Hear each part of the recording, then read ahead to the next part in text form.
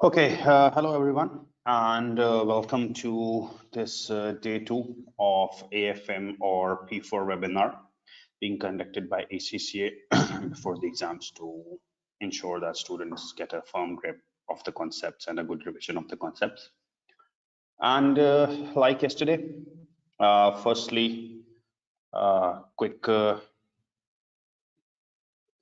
recap of that issue, that my voice is clear to everyone and my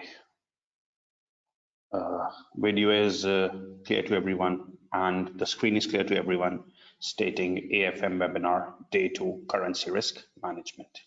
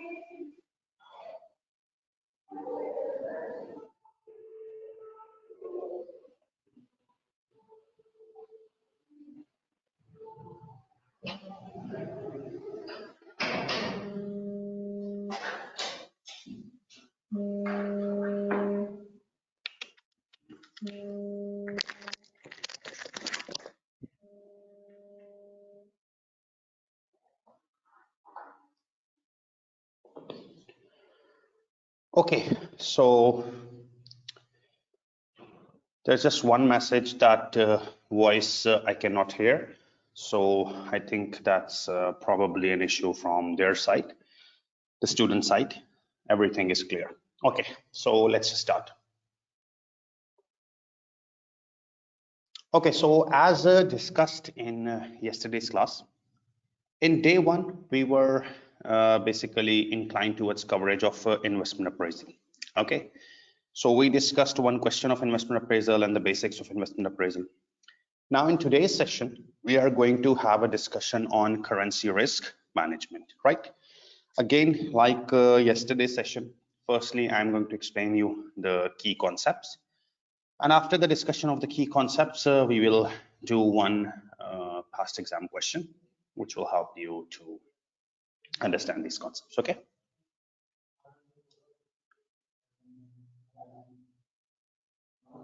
And again, after every 10-15 minutes of lecture, I will make sure that I look at the questions tab to ensure that if there are any questions, we answer them immediately, okay?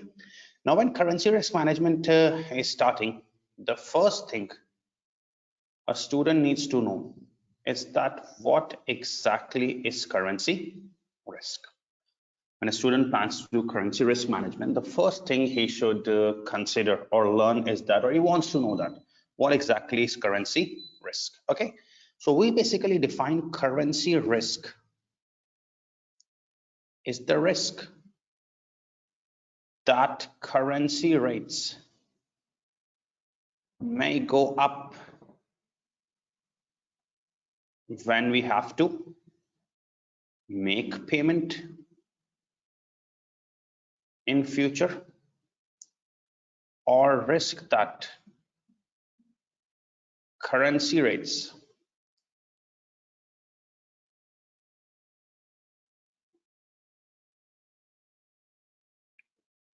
will go down if we have to receive payment in future.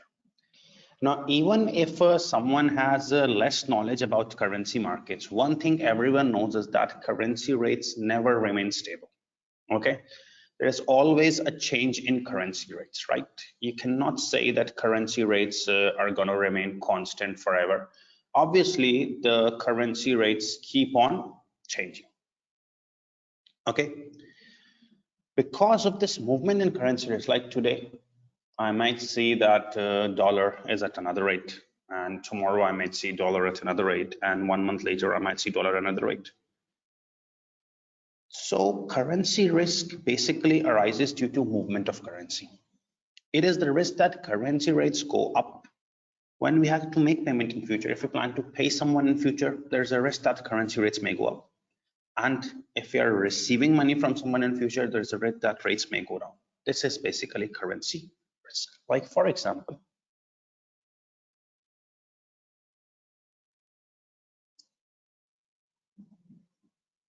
I'm in Pakistan.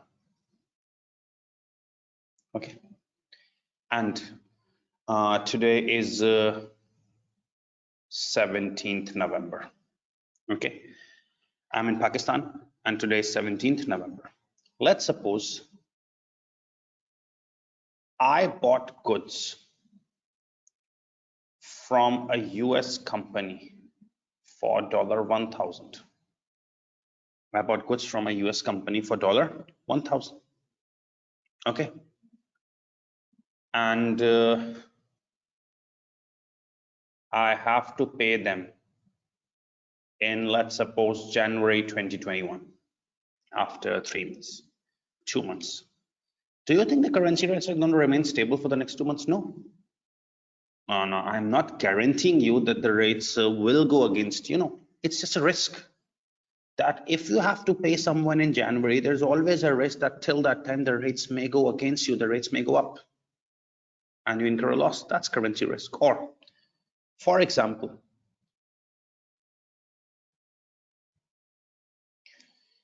you will be receiving euro 5,000 in February 2021. So if you are receiving euro 5,000 in February 2021, there is always a risk that till that time the rates may go down for euro. This is currency risk, that if you have to make payment to someone, the person is always afraid that the rates may go up. And if you are receiving money, there's always a risk that rates may go down. This is currency risk. Like this specifically happens whenever a student tries to or wants to submit examination fees to ACCA UK in future. Now let's suppose for your next attempt you have to pay examination fees to ACCA UK in March, and let's suppose your examination fees is GBP 100.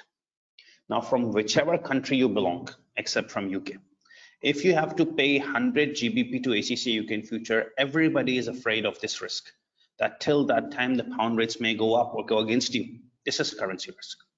But if you have to make payment to someone, there's always a risk that rates may go up.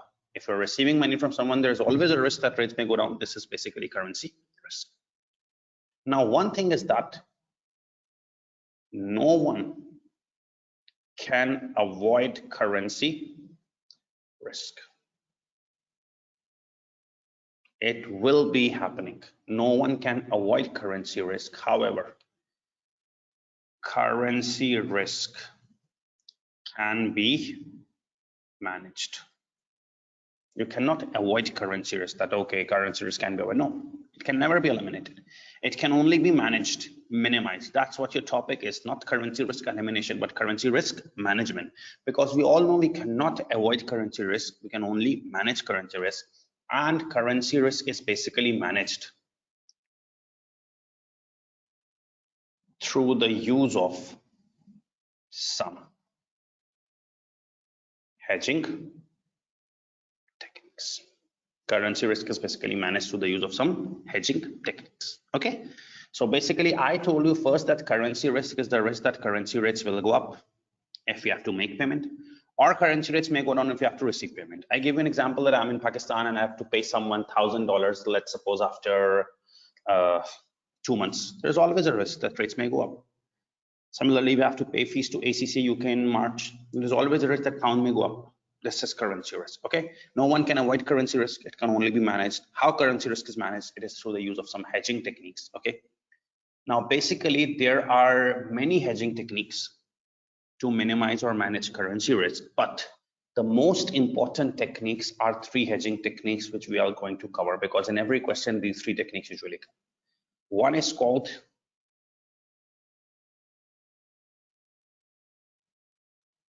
forward exchange contracts. Okay. Other is called currency futures. Okay. And the third is called currency options.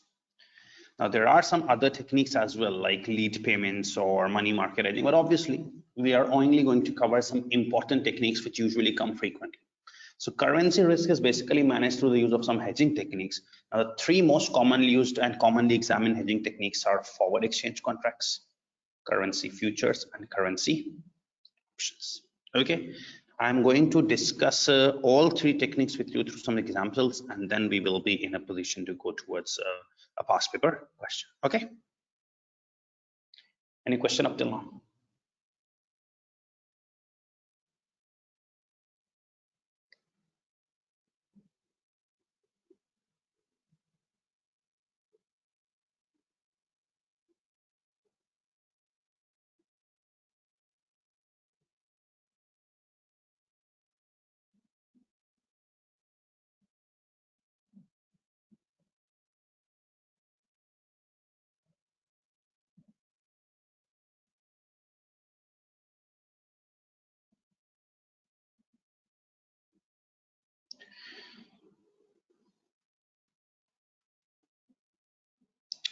I've sent you my number again.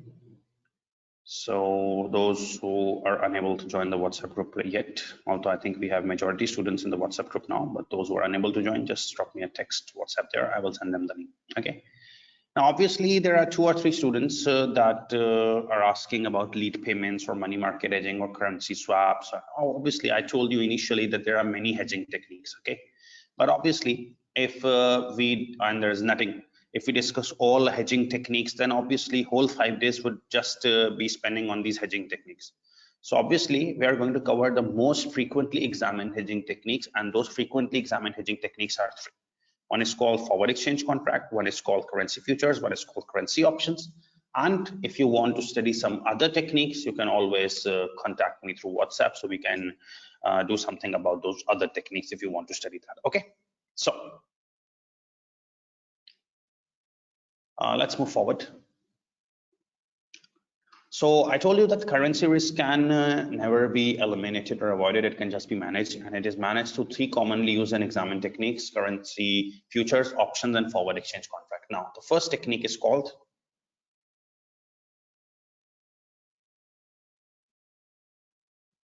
forward exchange contracts. Okay.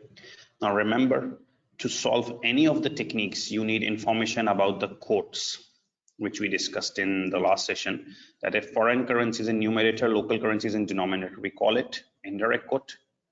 We divide and lower rate by higher rate sell. Okay. Similarly, if local currency is in numerator, foreign currency is denominator, that's a direct quote. In direct quote, we multiply, and the lower rate is the selling rate and higher rate is the buying rate.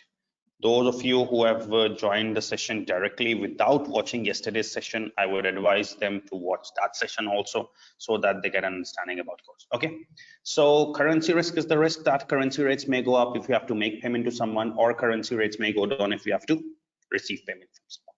Okay, and no one can avoid currency risk. It can just be managed. So currency risk is managed through the use of some hedging techniques. There are 3 hedging techniques: forward exchange contracts, futures, and options. Now, I'm going to teach you very, very easy methods of these techniques. They may be different from the examiner's answers, but obviously the answers will, final answer will be the same. The approach may be different, but you will really enjoy these techniques. Okay, the first technique is forward exchange contract. So forward exchange contract is basically a contract of rate fixation, in which we fix a rate for future transaction. Forward exchange contract is basically a contract of rate fixation, in which we basically fix a rate for future transaction. Okay. Now let's suppose you have to pay 100 GBP to someone, ACCA, in March, and you are facing a risk or you're afraid that rates may go up. Just fix a rate with a bank or a money exchange company or whoever. If the rate is fixed, now no matter whatever the rate is in the future, you won't suffer any loss. This is basically forward exchange contract that we fix a rate. Or let's suppose in 4 months you will be receiving 1000 USD from someone. In receiving, you're always afraid that rates may go down. This is currency risk. Okay, what to do? Fix a rate. This is forward exchange contract that you fix a rate for a future transaction. Okay, so for example, through these examples you will learn how these quotes are applied here.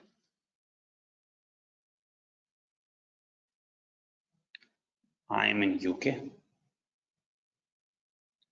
and I will have to pay $2,000 after 3 months. Rates are dollar over pound.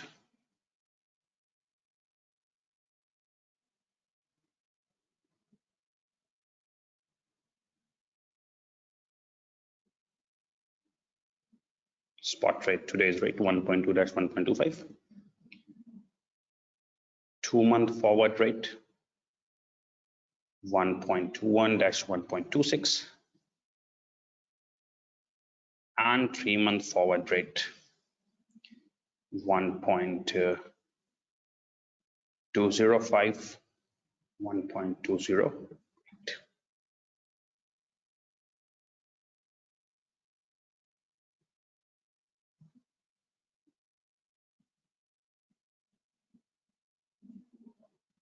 Requirement is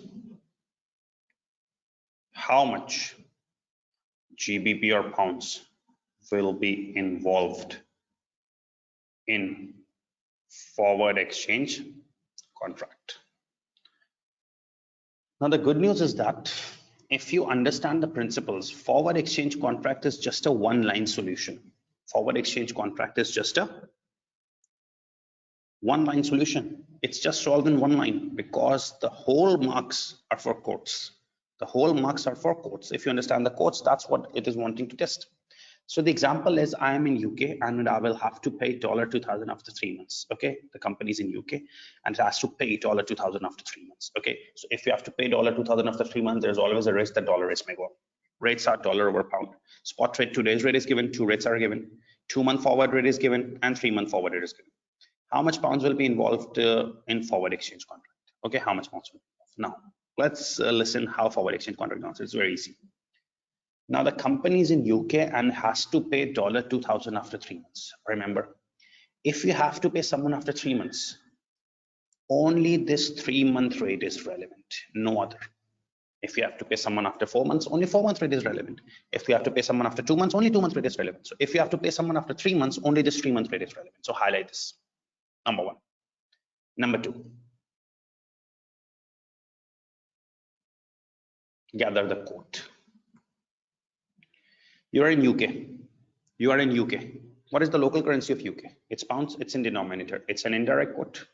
Indirect quote means you will divide to convert.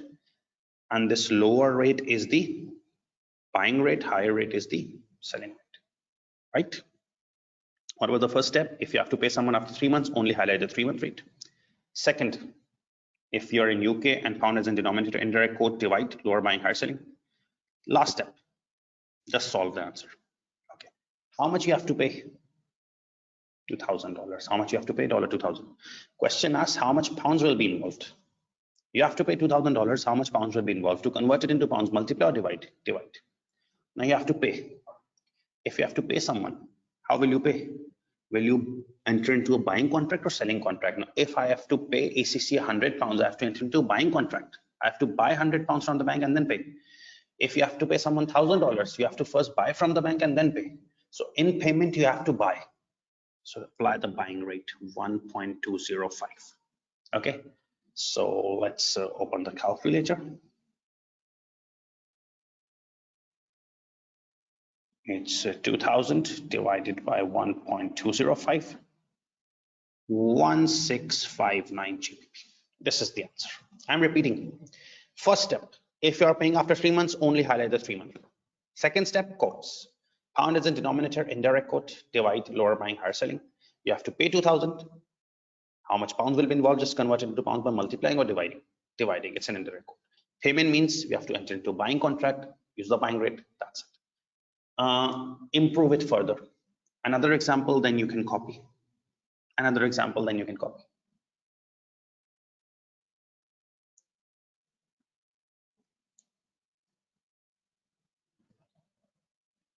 Okay, I am in Europe and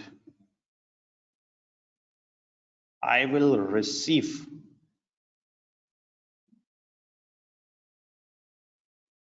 $2,000 in 4 months. Okay, I am in Europe and I will receive $2,000 in 4 months. Rates are dollar over euro. Spot rate,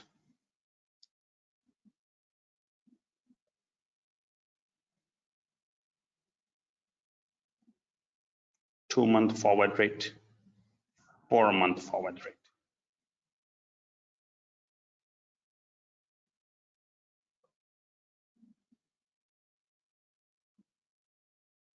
Required.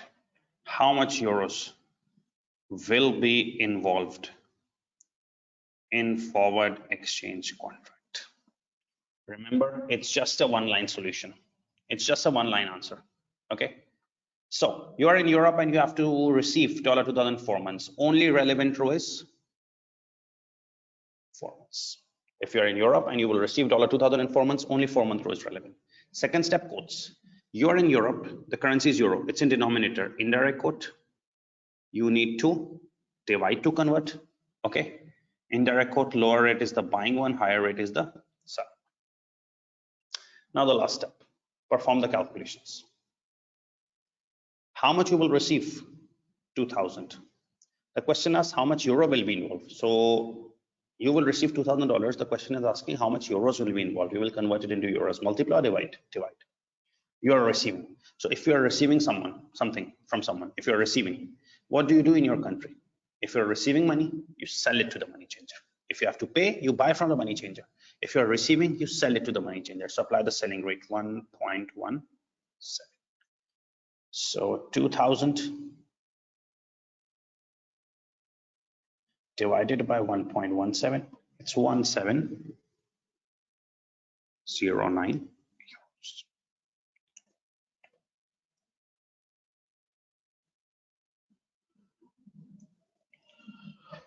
So getting it how forward exchange contracts work, okay, you can quickly copy these two examples and then we can move forward.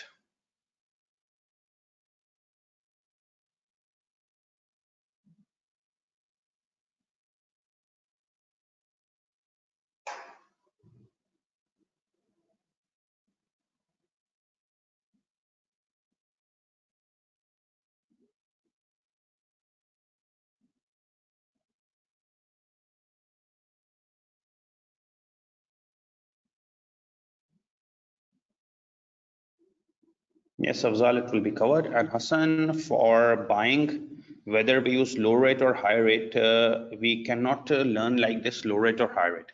That's why in the second step, I told you that you need to first note the quotes. So if the quote is indirect, then the lower is buying, higher rate selling. You write BR buying rate, SR selling rate. Okay, if it's indirect quote. Okay.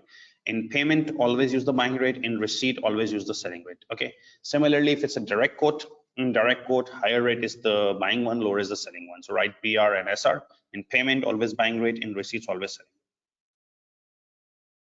Alvin, we have already discussed yesterday that if forward rates are not given, then we will be provided data about parity queries. We can find through that. Okay.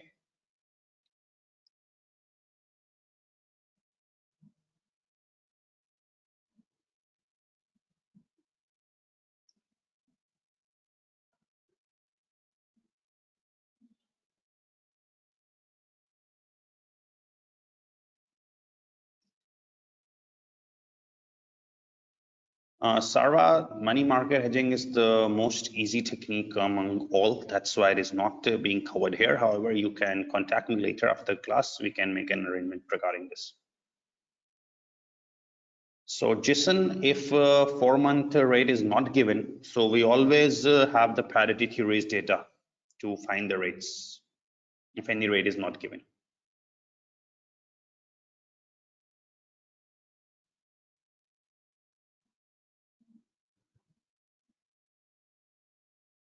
So Ambika, there is no explanation of buying and selling rate. It entirely depends on quotes. Now, if the question has indirect quote, then the rule of indirect quote is division, and the rule of indirect quote is the lower buying, higher selling. Okay, and if you find the question that it's direct quote, then it's multiplication rule, and lower is selling, higher is buying. So you have to first find the quotes, then you can only get whether it's a direct quote or an indirect quote, then only you can get buying rate, selling rate.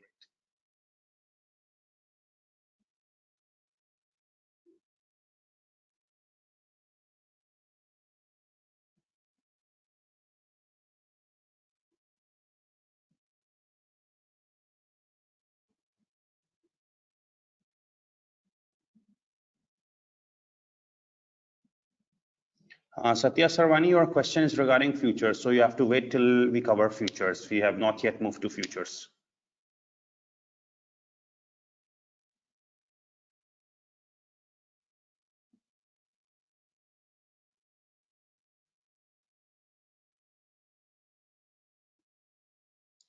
Murtaza, the quote can only be guessed when numerator denominator is given, else you can never apply the quote.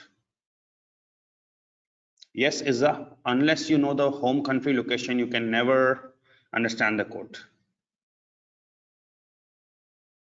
MD Siam Hussain, that's the way of expressing the currency rates. Like for example, you are in Bangladesh, so either it will be Bangladeshi taka per dollar or dollar per Bangladeshi taka. You can go to any money changer website, any bank website, rates are given in two currencies form. So whatever is the home country, if it's in denominator, that's an indirect quote. If the home country is in numerator, that's a direct quote.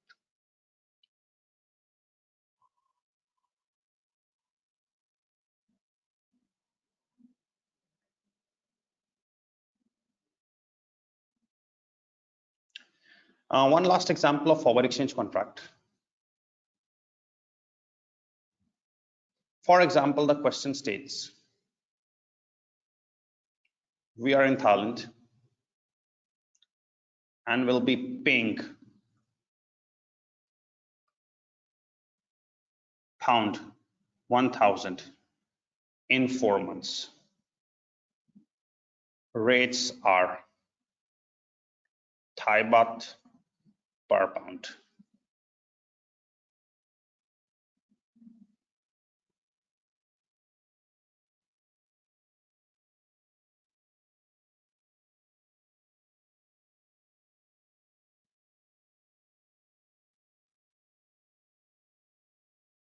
Spot rate 40-42. 4-month forward rate, 6-month forward rate, 41, 43, 44, 45.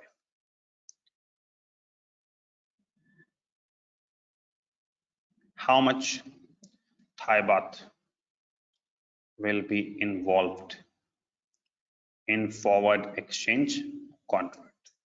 Now immediately apply the 3 steps which we have covered. Firstly, we are in Thailand, will be paying 1,000 pounds in 4 months. So only relevant row is 4 months. Step 1, only relevant row is 4 months. Second, apply the quote. You are in Thailand, so the currency of Thailand is Thai baht. That's a numerator. That means it's a direct quote. That means you will multiply to convert, and that means lower rate is the selling rate, higher rate is the buying rate. Okay. Finally, apply the last step. The first step, highlight the relevant row. Second step, quotes. Now, apply the answer. You have to pay 1,000 pounds. The question is asking how much Thai baht will be involved. So convert these 1,000 pounds into Thai baht. Multiply or divide? Multiply, because it's a record. You're paying. So in paying, you always contract to buy currency. You have to buy to pay. So apply the buying rate 43. It's 43,000 DHP. Okay. Any more questions regarding this you can ask, and then we can move towards the second technique, that is currency futures, and you can note the stuff for currency futures as well.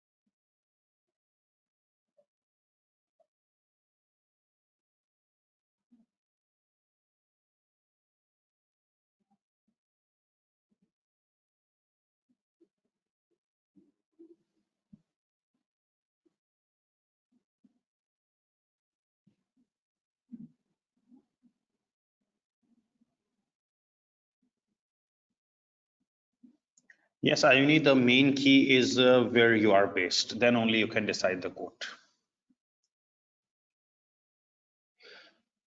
Keshav, you cannot learn like this, that we divide it by lower or higher rates. We can divide it by lower rate as well or higher rate as well. Lower or higher doesn't work. The buying or selling works. When you are receiving, you have to sell. So always the selling rate will be preferred.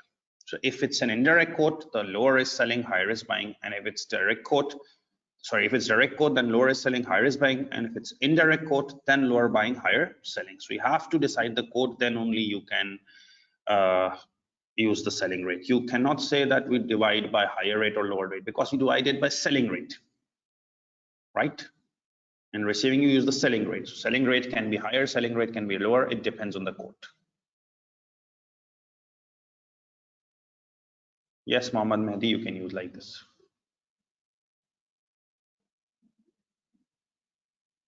Yes, at the rate of, you can use like this.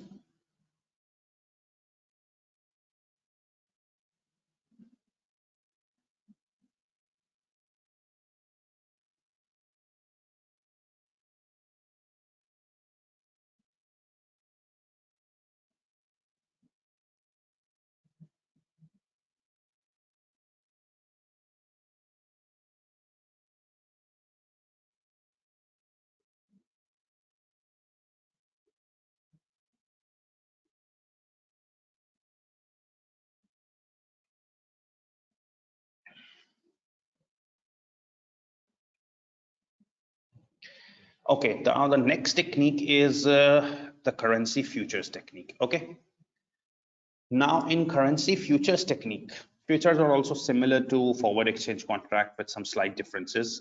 They also fix a rate with some slight differences. Okay, now there is a three-step approach of futures, which if you're able to do, then you can definitely score full marks in futures.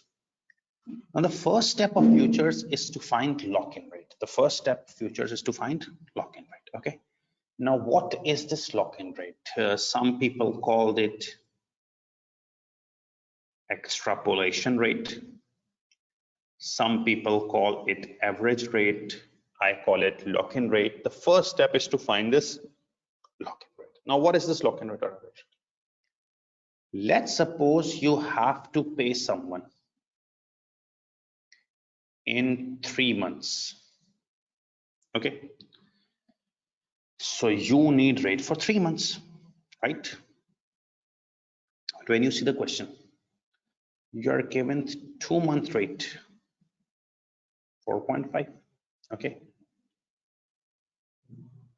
6-month rate, 4.9.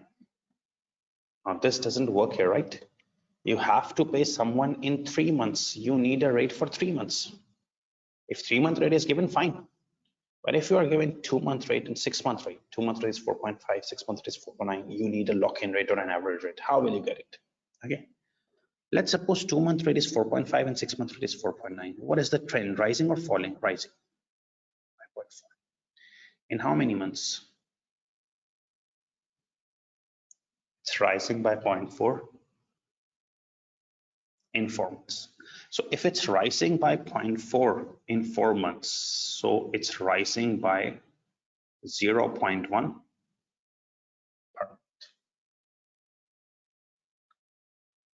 So it's rising by 0.1 per month. So take the 2-month rate, 4.5, and it's rising by 0.1 per month. So you have to go 1 month forward, right? From 2 to 3. So if 2-month rate is 4.5, it's rising by 0.1 per month. So till 3 months, it would rise by 1 time. So the 3-month rate will become 4.6. This is called lock-in rate or average rate. Okay, I repeat. You have to pay someone in 3 months, you need a 3-month rate. If 3-month rate is given, it's fine. If 3-month rate is not given, instead 2-month rate and 6-month rate is given. 2-month 4.5, 6-month 4.9. It's a rising trend of 0.4 in 4 months. So per month, it's rising by 0.1. If it is rising by 0.1 each month, take the 2-month rate. You need to go to 3-month rate, add it 1 time because it's increasing. It becomes 4.6. To make it further clear, let's suppose you have to pay someone or you have to receive from someone in 5 months. If you have to receive from someone in 5 months, you need a 5-month rate, right? If 5-month rate is given, fine. Let's suppose the question gives 3-month rate as 6 and 6-month rate 6.6. Okay, you need a 5-month rate. Apply the averaging strategy. What is the trend? Rising by 0.6. 3 months. So rising by 0.6 in 3 months means per month it is rising by 0.2 per month. If something is rising by 0.6 in 3 months, so per month the rising is 0.2. You need a 5-month rate. Okay, so the 3-month rate is 6. 3-month rate is 6. It's rising by 0.2 each month. So if it rises by 0.2, it would go to 4 months. And if it rises by further 0.2 per month, it goes to 5 months. From 3 to 5, you need to rise it by 2 times. This becomes 6.4, 5-month rate. This is called the lock-in rate or average rate. Now you must not rote learn this. Now it is always going to be a rising trend. Okay. Let's suppose you have to pay or receive to someone in 6 months. You need a 6-month rate. Okay. Let's suppose 3-month rate is given as 8 Okay, and 8-month rate is given as 7.5. If you have to pay in 6 months, you need a 6-month rate. You are not given 6-month rate. Apply the lock-in rate strategy. 3-month rate is 8, 8-month rate is 7.5. The trend is declining 0.5. Trend is declining 0.5 in 5 months. If something is declining by 0.5 in 5 months, so per month it's declining by 0.1. If something is declining by 0.5 in 5 months, so it's 0.1 per month. You need a 6-month rate. Take the 3-month rate 8. It's decreasing by 0.1 every month. So if you decrease it by 0.1, it will become to 4 months, 0.1 per month, from 3 to 4 one time. Further decrease by 0.1, it will reach 5 months, and further decrease by 0.1, 6 months. If 3 times decrease by 0.1 each month, it will go to 6-month rate. So the 6-month rate will be 7.7. You can also do 8 minus 0.1 into 3 directly, but that's what lock-in rate is. Okay. Any questions with respect to lock-in rate?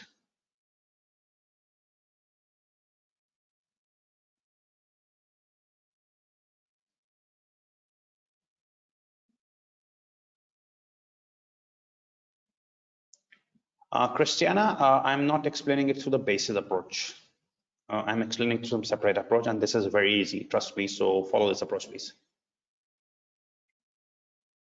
Jason, you can average it or take lock-in from anything. It's up to it's your choice.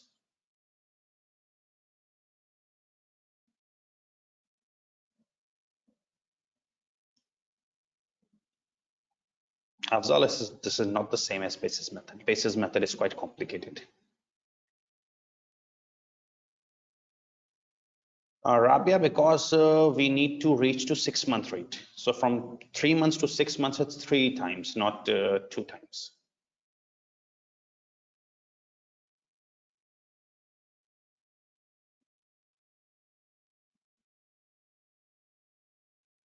Yes, Kritika, this method will work in all cases.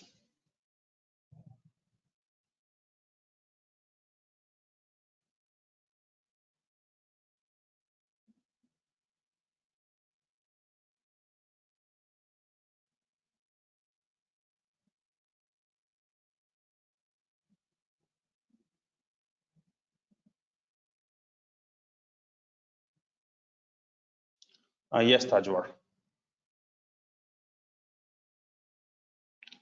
Izzah Atira Abdul Rahman. If you take the higher rate and do the adjustment, you will also end up using the same answer.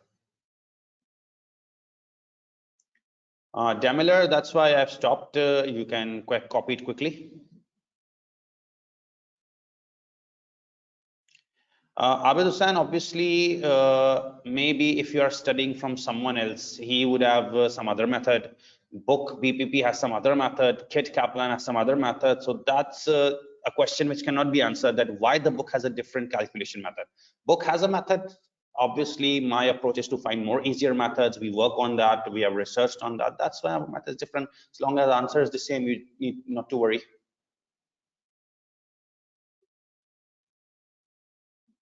Makaiko, it's the same thing. Yes, through the basis method, Ambika, you will get the same answer. Amalchand, you can replace this method.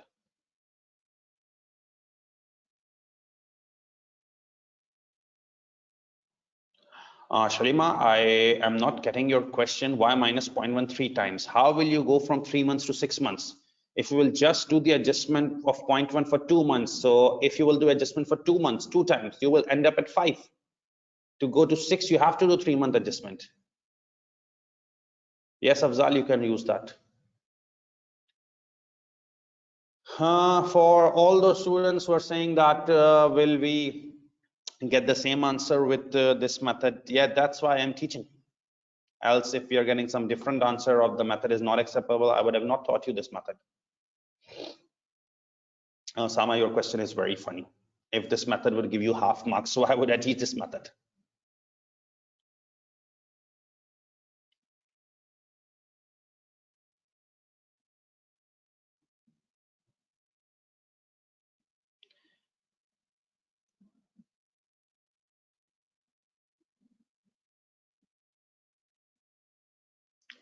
Now, Satya, the averaging strategy only applies on starting and ending. Average cannot be out of range.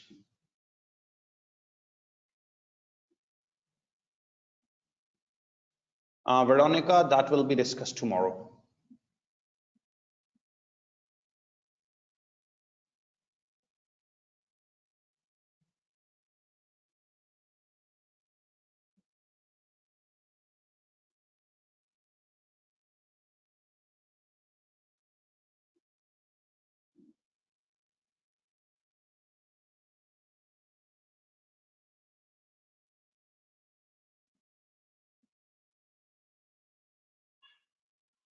Amna, that's not the case. You can use basis method or this method. There is no condition of that.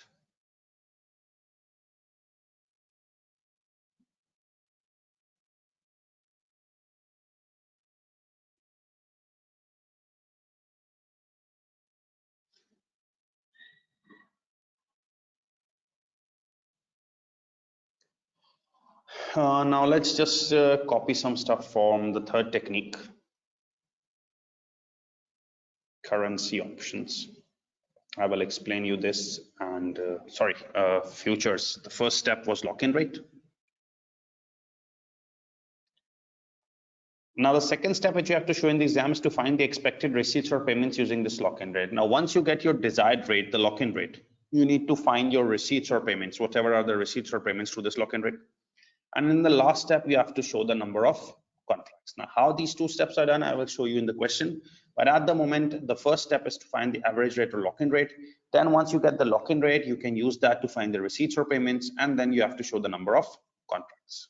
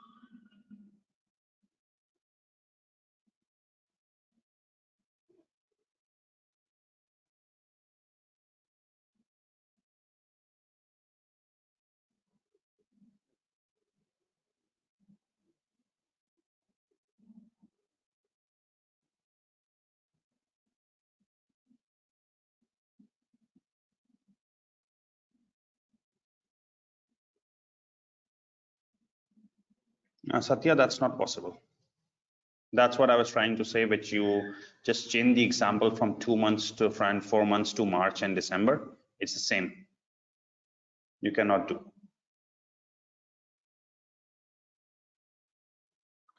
Either you will be given spot rate, today's rate, and 6-month rate, so then you can find a 3-month rate. Else it's not possible.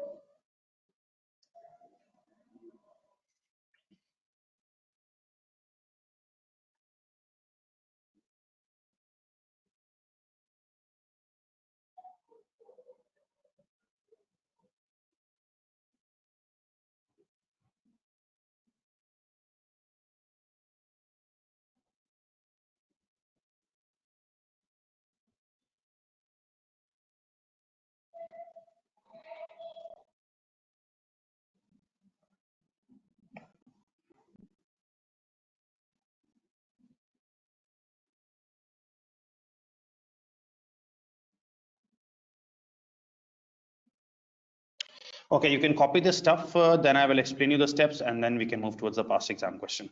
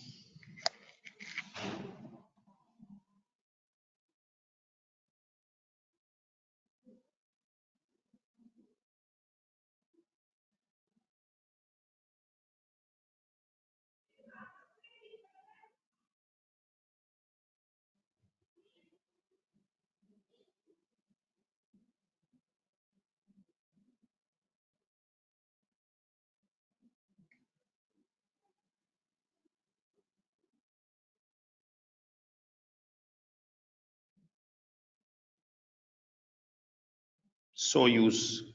A unit means so use.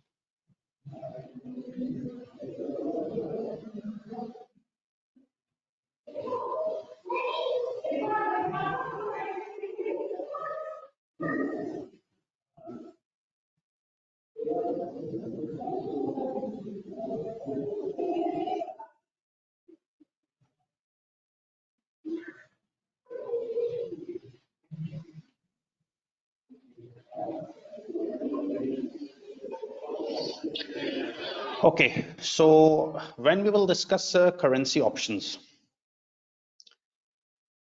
maybe the method when discussed in theory, you will just find or feel that it's just rote learning. But when I explain this in a question, you will really feel comfortable with this method. Okay.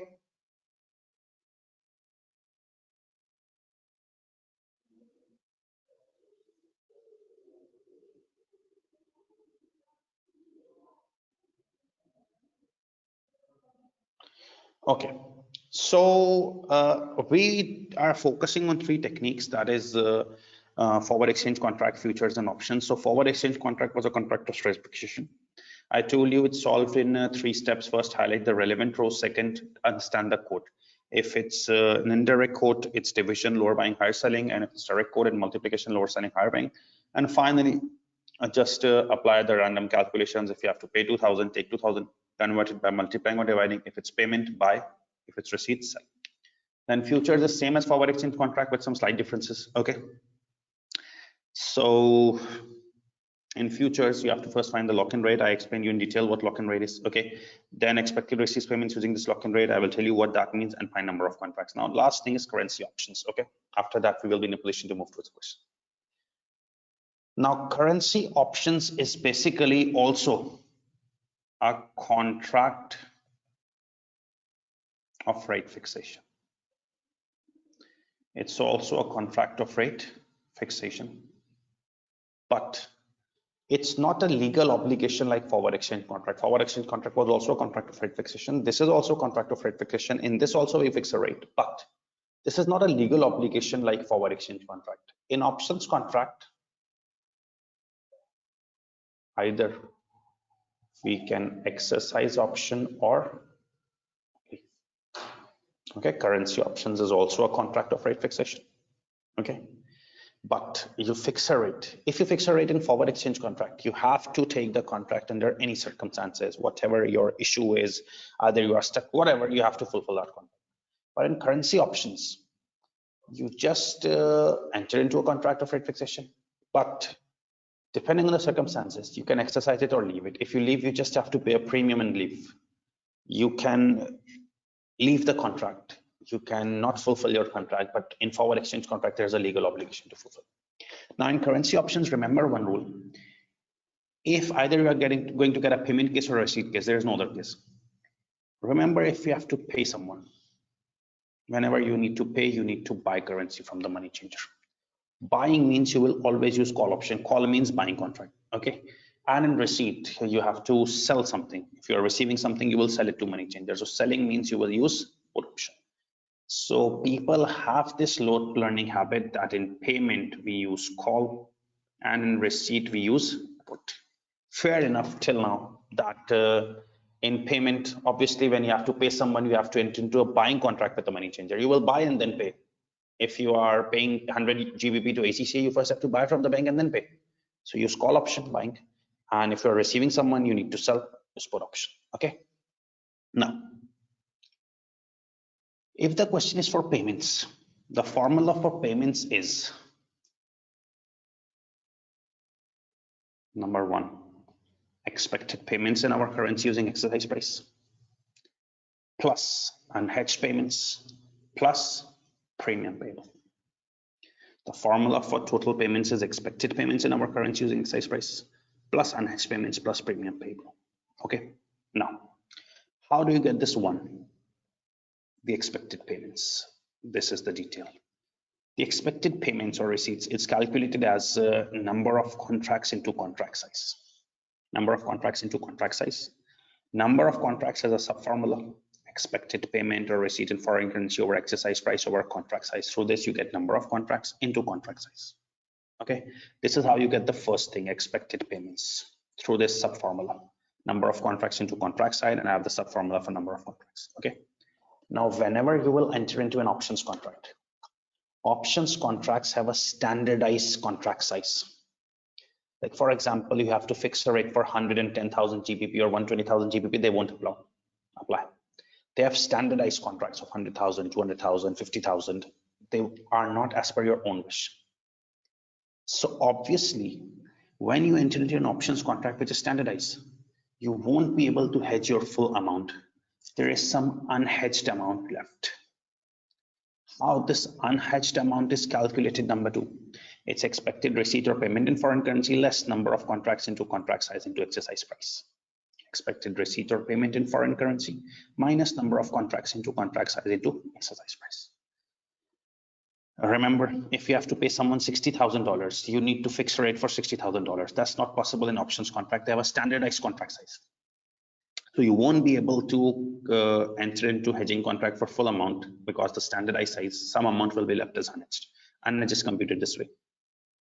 And finally, you have the number third thing, premium payable, because in options contract, you always have to pay some premium so that if you want to leave, you can lose this premium. So this premium is calculated as follows. Number three, number of contracts into contract size into premium. Now remember two further rules. Whatever unhedged amount is left, there is no technique which deals with this unhedged leftover amount. because options are standardized, they won't hedge that small petty amount. Futures are also standardized, they won't hedge this small petty amount. So unhedged is only dealt through forward exchange contract, because in forward exchange contract there is nothing as such a standardized contract size. You can hedge a petty amount as well. So unhedged is only dealt through forward exchange contract. And one thing which you need to remember for premium is that in options contract, premium has to be paid immediately now. So in premium, you have to pay immediately. So immediately means you need to use spot rates. That's the detailed approach for payments. That total payments is the expected payments in our currency using exercise price. The breakup, how to find, it's as follows. Number one, plus unhedged. I gave you the concept of unhedged, that since it's a standardized contract, whole amount won't be hedged. Some amount would be left as unhedged. Okay. And plus premium payable. Premium is number of contracts into contract size into premium. Premium has to be paid immediately, so we use spot rates. Unhedged petty amount is never dealt through futures or options. They're through standardized contracts. It will only be dealt through forward exchange contract. Now, in case of receipts, the principal formula is a bit different, else everything's the same. The formula for total receipts is number one, again the same. Expected receipts in our currency using exercise price is calculated in the same manner. Number of contracts into contract size. Then unhedged, obviously because of standardized size, some amount will be left as unhedged. It's computed in the same manner. Expected receipt or payment minus number of contracts into contract size into exercise price. Minus premium payable. Now, one thing which is different is that in payments, you are adding premium, and receipts you are deducting premium. That's very normal. Premium, you have to pay. Premium, you have to pay. So it increases cost. Premium has to be paid, it increases cost. So in payments, it increases cost. That's why we're adding.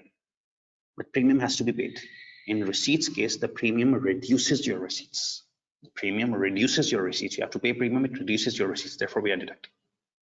The sub formulas are the same. Everything is the same. But in options contract, you have to make sure that you understand this, that what is this unhedged receipts or payments? The basic computation is the same, but obviously since options is a standardized thing, you won't be able to hedge all amounts. Some petty amount will be left as unhedged. So that's only dealt through forward exchange contract, and premium has to be paid immediately. So we use spot rates. Okay. Now this is a bit too much formulas, but once you are getting this in a question form, that would be quite easy. Okay, so in options, I told you that if you are paying, you have to buy currency, use call option. In receipts, you have to sell currency, use put option. That's fine. Payment call option, receipts put option. The formula for payments and receipts, the number one thing is same, expected payments or receipts. Number two is the same plus unhedged, but premium is the same, but it's added and deducted, because premium payable reduces your receipts, therefore deducting, increases your payments, therefore adding. The sub formulas for expected receipts or payments, number one is the same. The unhedged formula is the same. The premium is the same. Premium has to be paid now. Use spot rates, and unhedged is only dealt through forward exchange contracts. Okay. Any questions?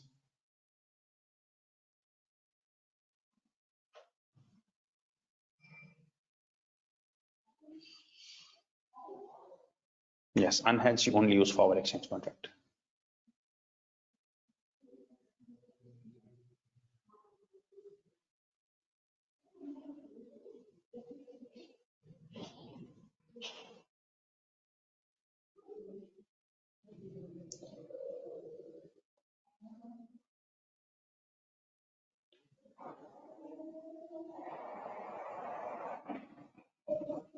Unhedged is basically that futures and options contract are standardized. Okay, so if they are standardized, we cannot hedge each and every amount. Some petty amount will be left. That is called unhedged. Premium has to be paid immediately. Therefore, immediately means we use spot rate.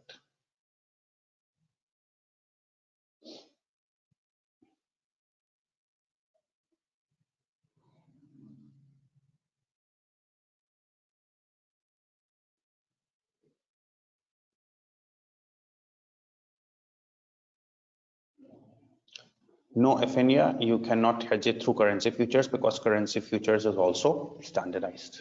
It can only be dealt through forward exchange contract. Abid, it's your choice whether you want to write or not. Afzal, that's a basis approach. We are not following the basis approach. We are following a different approach. Anjali, wait till we do the question, please. It will be all clear.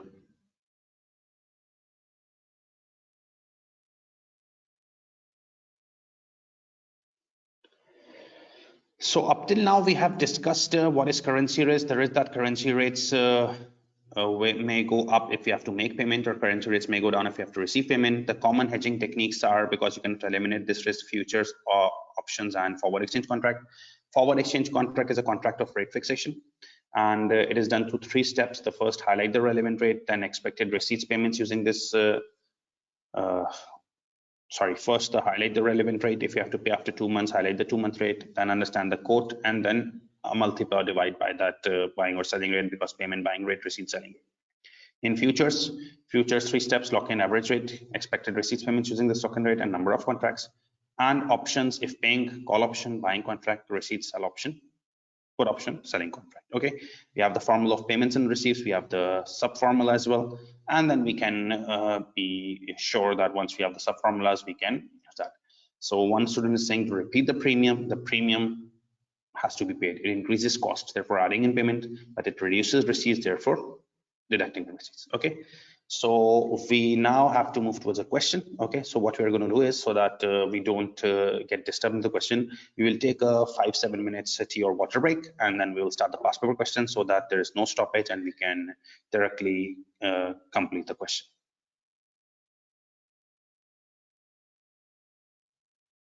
Yes, Alvin. So break time.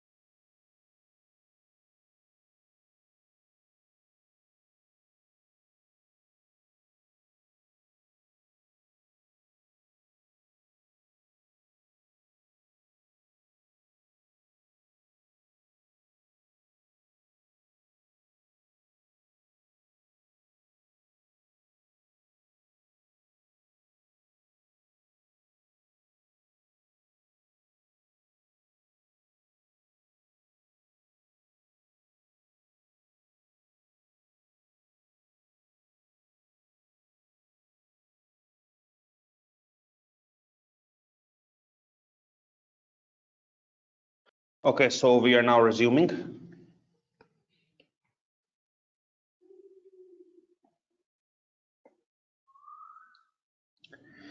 Tajwar, again, you started from 3 months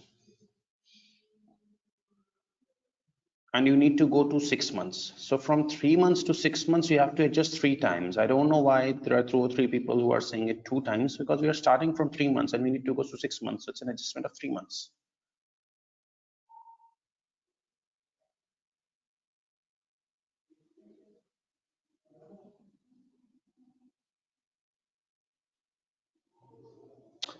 Okay, so now let's move towards the question.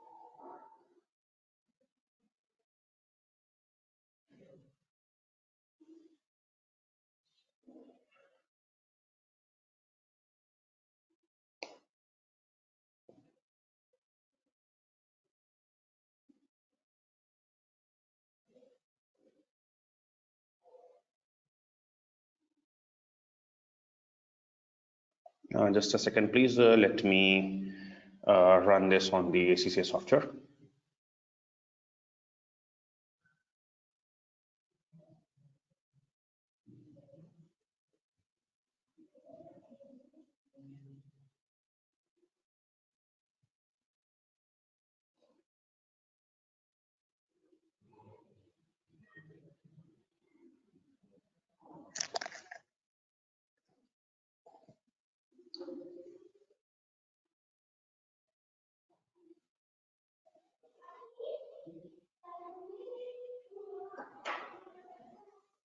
Just wait a second, please.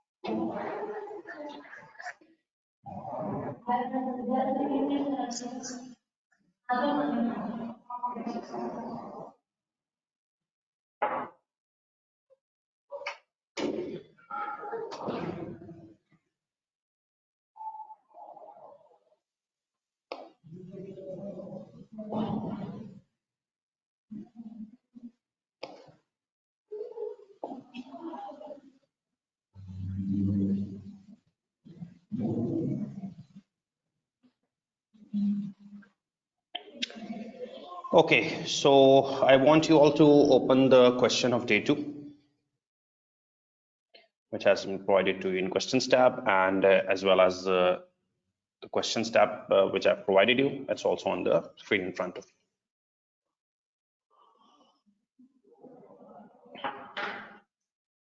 Okay, basically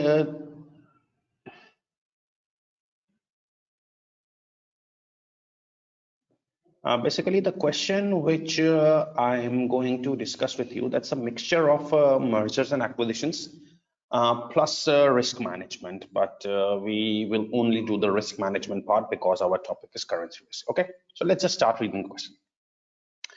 Lirio company is an engineering company which is involved in projects around the world. It has been growing steadily for several years and then maintained a stable dividend growth policy for a number of years. The board of directors is considering bidding for a large project which requires a substantial investment of $40 million. It can be assumed that the date today is 1st March. Okay, so today's date is 1st March. Now let's just note this thing that today's date is 1st March.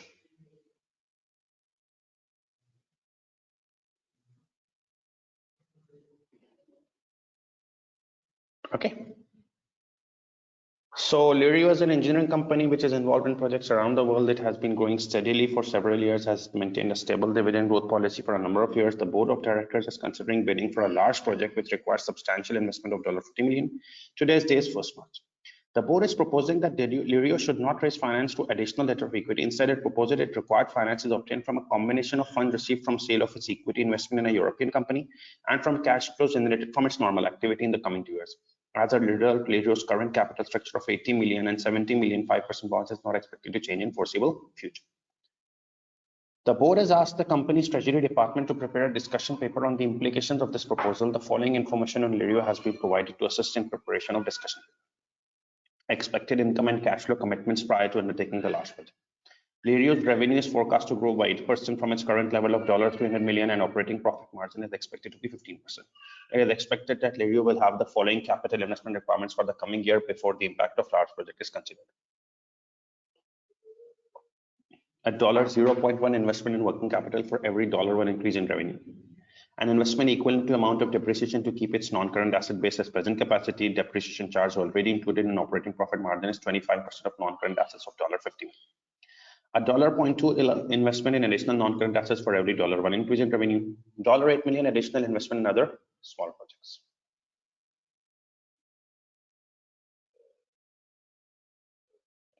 In addition to the above revenue and profits, Lirio has one overseas subsidiary, Pontac Company, from which it receives dividends of 80% on its profits. Pontac produces a specialist tool which it sells locally for $60 each. It is expected it will produce and sell 400,000 units tool next year. Each tool will incur variable cost of $36 per unit and total fixed cost of $4 million. Lirio pays tax at 25%, Pontac pays tax at 20%. In addition, a withholding tax of 8% is deducted from any dividends remitted from Pontac. A bilateral treaty exists between 2 countries where Lirio is based and where Pontac is based. Therefore, corporation tax is payable on profits made by subsidiary companies, but full credit is given for corporation tax already paid.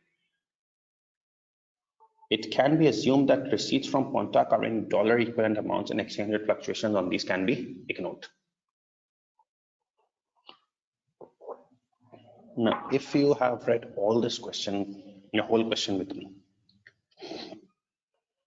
what idea did you get? What is the home currency of Lirio company? There was discussion only of one currency, the dollars. So we can write on this platform one more thing.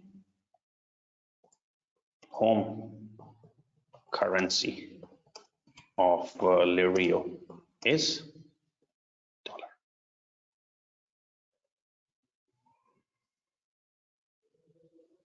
People might ask, how did you get it? It's very clear.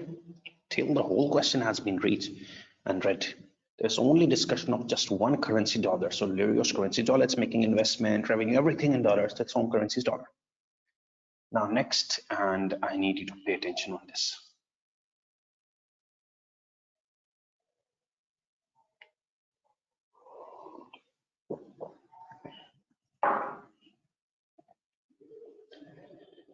Now the next says, it is expected that Lirio will receive euro 20 million in 3 months from the sale of its investment.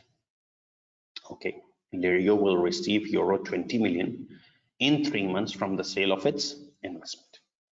The euro has continued to remain weak while the dollar has continued to remain strong through 2015 and 16. The financial press has also reported there may be a permanent shift in euro per dollar exchange rate with firms facing economic exposure. Lirio has decided to hedge the euro receipt using one of currency forward contracts, currency futures contract, or currency options contract. Now, this is very interesting.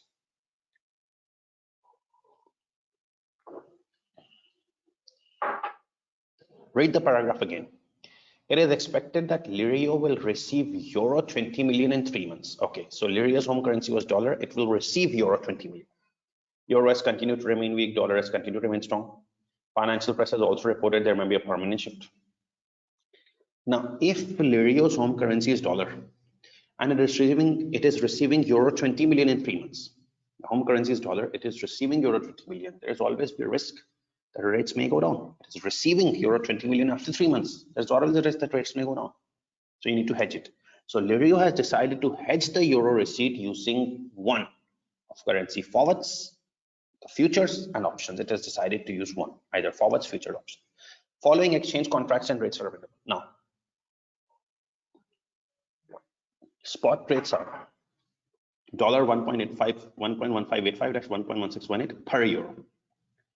3-month forward rates are 1.1559-1.1601 per euro. For data currency futures, in currency futures, the contract size is dollar 125,000. The quotation is euro per dollar. See, in the above spot rates and forward rates, it was dollar per euro, but in futures, it's euro per dollar. So you're given March futures and June futures. Okay, remember this is always 30th March and 30th June month end. So 30th March futures and 30th June futures are given. Okay.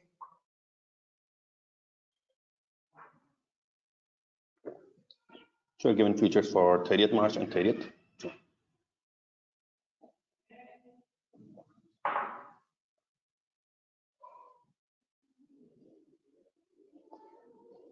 And then you're given data for currency options. First, you were given spot and forwards. It was per euro. Okay. Then the futures data, it was per dollar, euro per dollar. Then options contract size is also dollar 125,000. The exercise price is again euro per dollar. Premium is also euro per dollar. Excess price is 0.86. You are given call options for March and June and put option for March and June. Okay.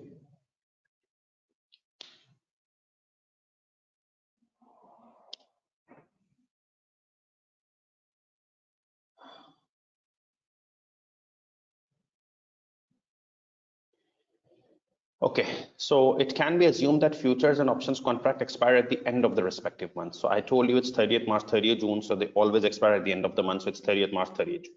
Okay. Then you are given dividend history for 2013, 14, 15, 16. It is expected dividends will grow at historic rate. Dividend growth rates are given, and cost of equity capital is 12%. Okay. Now I want you all to understand this one thing, then we will move towards the solution.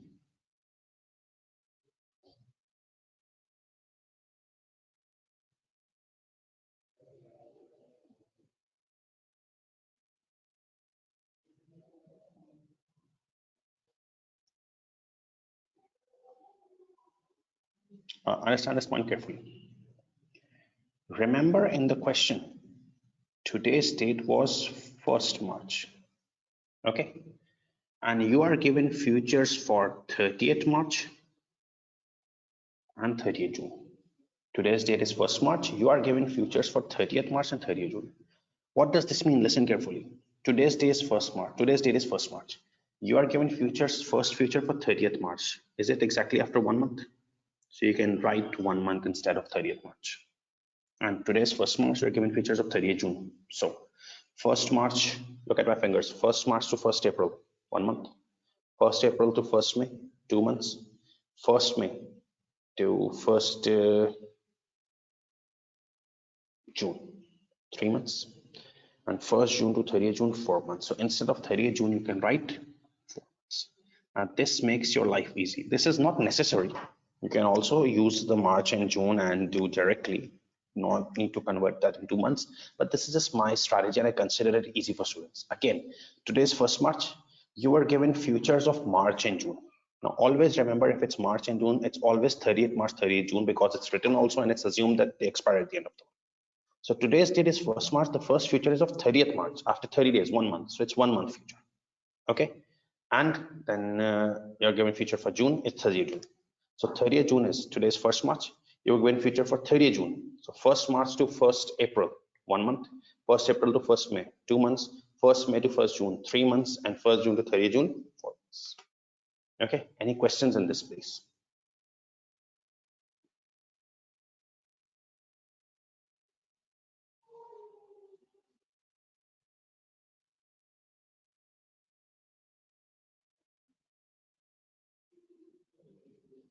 Okay, Bilal, I will repeat. Just wait a second.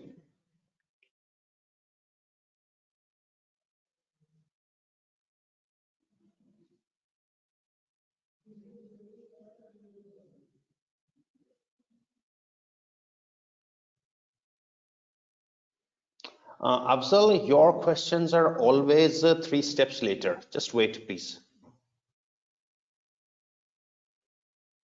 There is one general phenomena. We have told you that if it's a payment case, you will buy. If it's a receipt case, you will sell.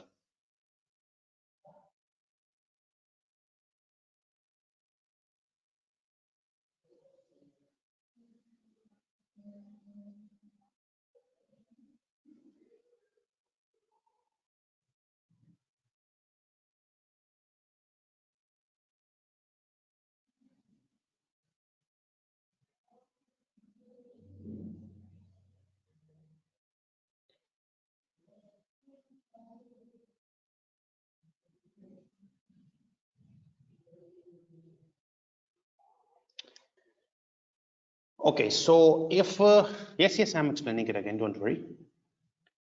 Let's suppose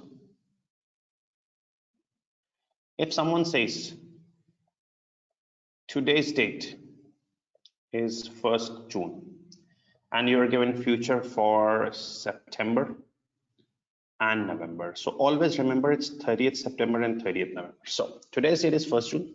You are given futures for 30th September. Now look at my fingers. Today's 1st June. You are given future of 30th September. So how many months? 1st June till 1st July, 1 month. 1st July to 1st August, 2 months. 1st August to 1st September, 3 months. And 1st September to 30th September, 4 months. Okay. And today's 1st June, you are given future of 30th November. So 1st June to 1st July, 1 month. 1st July to 1st August, 2 months. 1st August to 1st September, 3 months. 1st September to 1st October, 4 months. 1st October to 1st November, 5 months. And 1st November to 30th November, 6 months. Okay. In the same manner, in this question, this is not necessary. It is just for your easiness.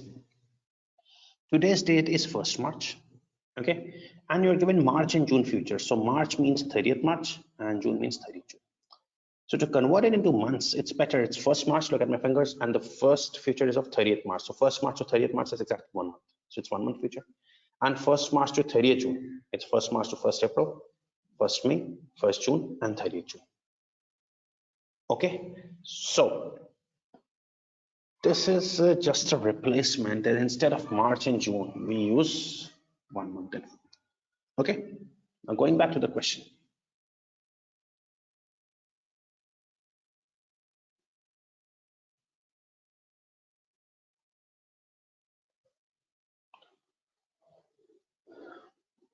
I am repeating this sale of equity investment part again. That let's suppose when you read the whole question. So in this whole question, There was only dollar given, so we wrote that Lirios currency is the dollar. Then you were given data for 1st March 2016 is the today's date.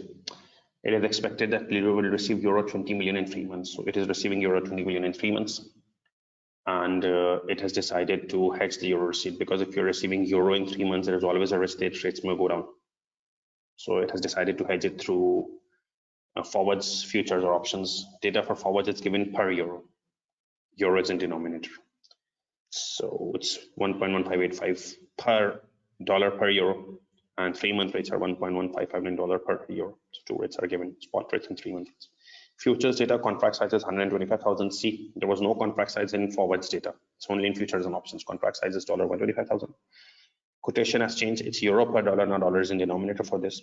30th March, 1-month future, and 30th June, 4-month futures are given. Okay.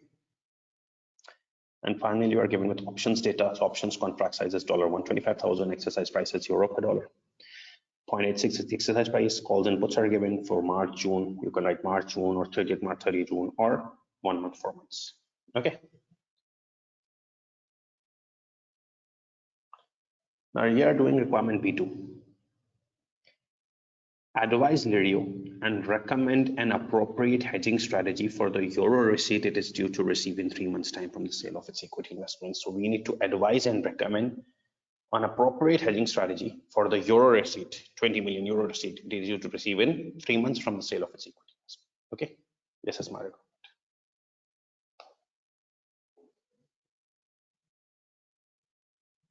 So I need to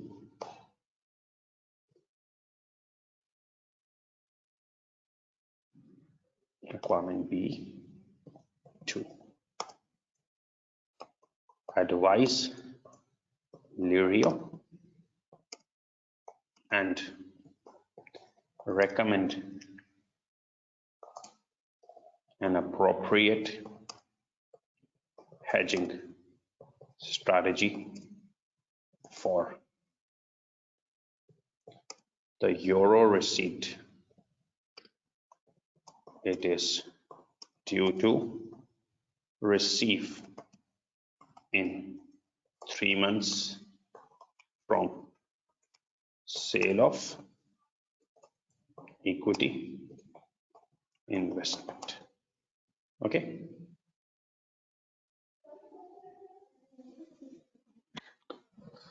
So we are doing requirement B2. We need to advise Lirio and recommend an appropriate hedging strategy for euro receipt. You have already discussed that they are receiving euro 20 million in 3 months from sale of equity investment. Today's date is 1st March. Home currency is dollars. Now, if you have any questions up till now relating to the question, you can ask.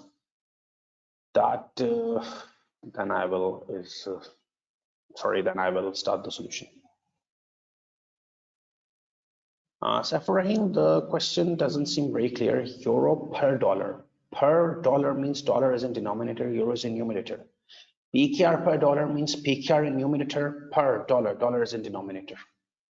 Okay.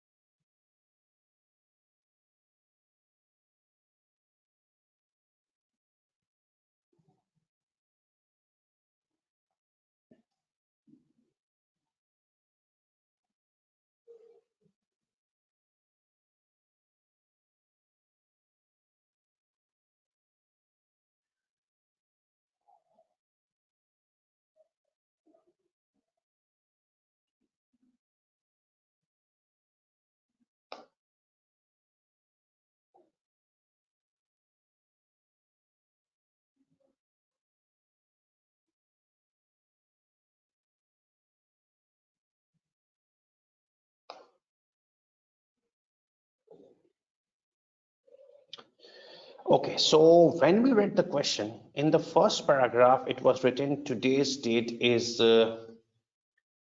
1st March 2016. So I wrote it. What is the today's date? Okay. Home currency of Lira is dollar. We read the whole question. Everywhere it was dollar given, revenue and everything. So it was dollar. Then it said that Lira will receive euro 20 million in 3 months from sale of equity investment.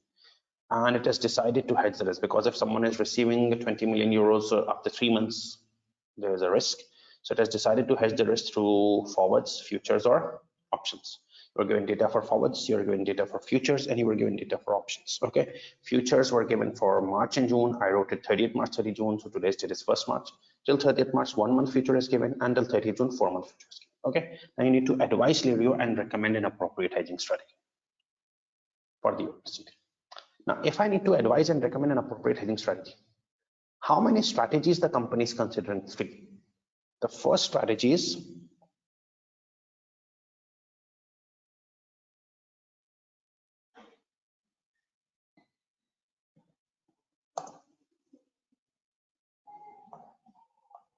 forward exchange,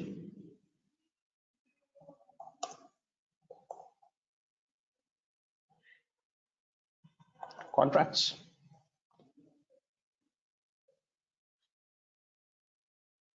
right? You need to advise, review, and recommend an appropriate hedging strategy. So how many strategies the company is considering? There are 3 strategies: forwards, futures, and options. So obviously, to advise which is the best one and recommend which is the best one, we have to solve all 3 and then decide. We have to solve all 3 and then decide, because that's the only solution. If you need to advise and recommend appropriate hedging strategy, you see the company is considering 3 hedging strategies. So to advise which is the best one, you need to deal all 3 and then decide.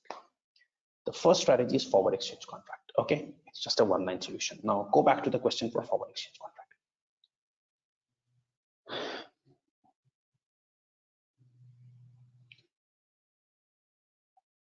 Remember, it's 3-step.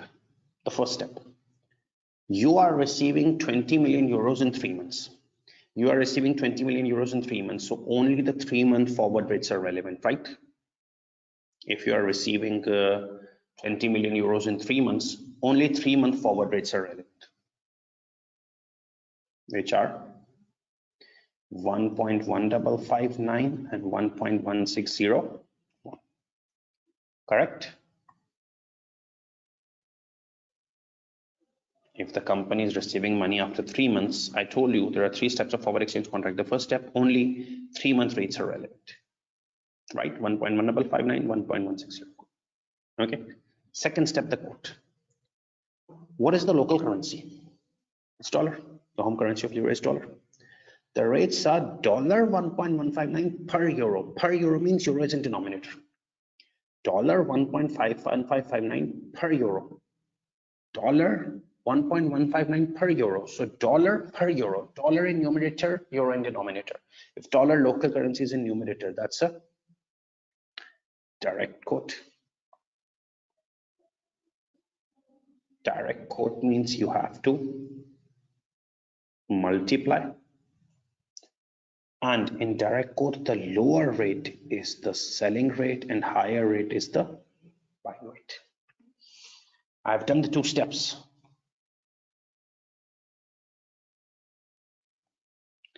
The first step, if we are receiving money after 3 months, only use the 3-month rate.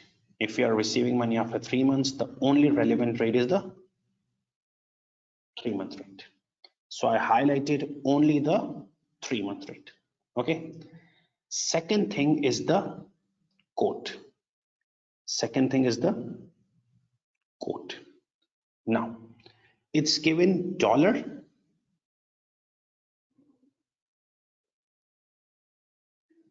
$1.1559 dash dollar 1.1601 per euro. Per euro means euro is coming in denominator. Dollar per euro. Dollar is in numerator, per euro is in denominator. So the home currency of euro is dollar, it's in numerator, it's a direct quote, you will multiply. So the lower rate in direct quote is the selling rate and higher is the buying rate. Okay. Now one last step.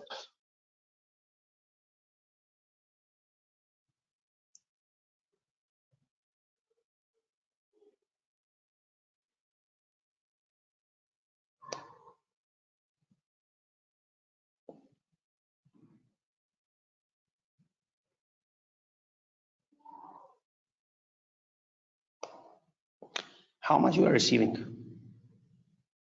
Euro 20 million. Let's do the working in thousands. Euro 20 million, 20,000. Okay. Will you multiply or will you divide? You will multiply. Okay, so the last step, you highlighted the relevant row 3-month rate, you highlighted the quote, it's a direct quote, you will multiply, lower selling, higher buying. Last, you are receiving euro 20 million, euro 20,000. You will multiply or divide, you will multiply. It's a receipt. Will you buy or sell? If it's receipt, I will sell. So selling rate is the lower one, 1.1559. So multiplied with 1.1559.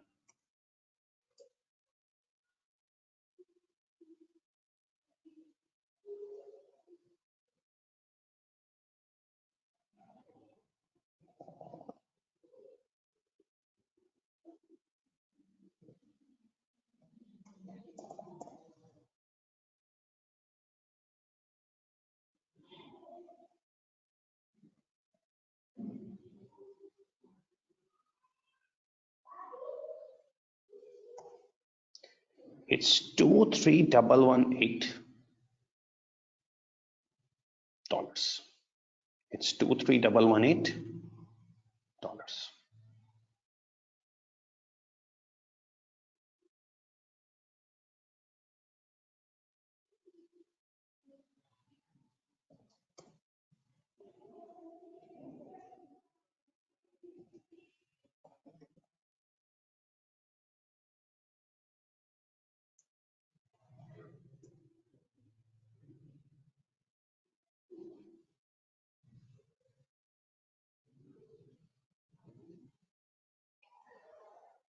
Right?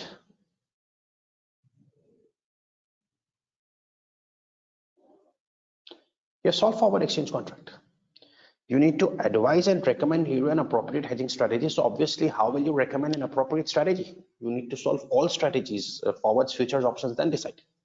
So I first solved forward exchange contract, highlighted the 3-month row because the payment was being received in 3 months. The quote, if dollar per euro, dollar is enumerated as a direct quote, multiply. Lower selling, higher buying. It's a 20 million receipt, so I take it in 1,000, 20,000, multiply, divide, multiply. Since it's a receipt, I'm selling rate 1.1559 lower, it's 2,311. Okay.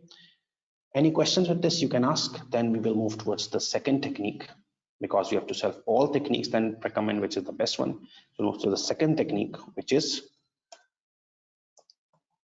currency futures.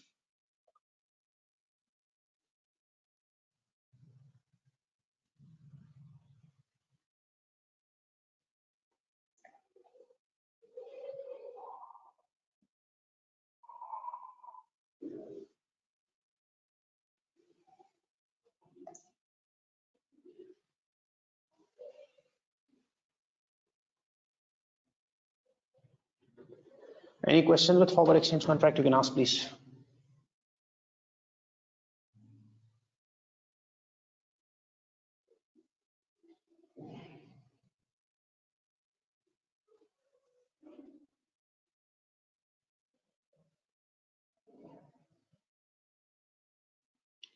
Yes, Nesper, you can do that. And for Julie and MD Rizwan, please pay attention to this note. That's specifically for these two students. It's written $1.1559 per euro, right? It's $1.1559 per euro. So which is in numerator? Dollar. The Lirios local currency is dollar. That's why it's a direct quote. In direct quote, we multiply. That's why we multiplied. And in direct quote, the rule is lower is the selling and higher is the buying, as discussed yesterday and in today's class, that in direct quote, we aren't making those rules. If the quote is direct, lower is the selling, higher is the buying. If it's indirect, lower is the buying rate, higher is the selling. So since it's a direct quote, you need to multiply. Lower selling, higher buying. It's a receipt. We use sell because receipt is always sold. That's why we use the selling rate. Now, no matter it's higher or lower, we have to use the selling rate. Okay.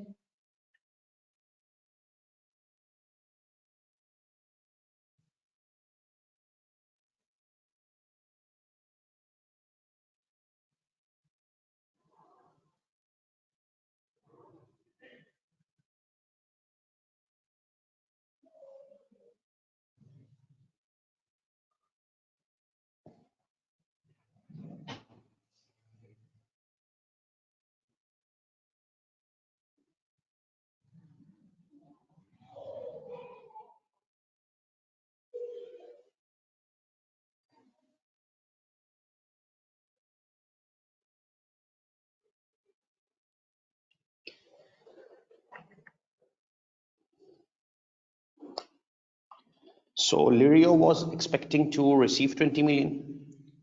It had to consider three techniques: forwards, futures, and options. We discussed which is the best one, recommend. So we need to solve all three. First, solve the forward exchange contract. So we're receiving 20 million in 3 months.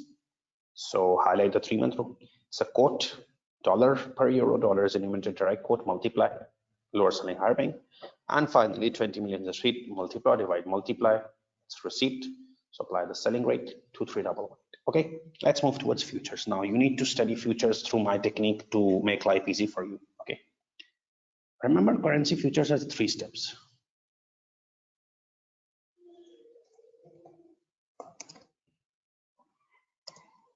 Step 1 is to find lock-in rate.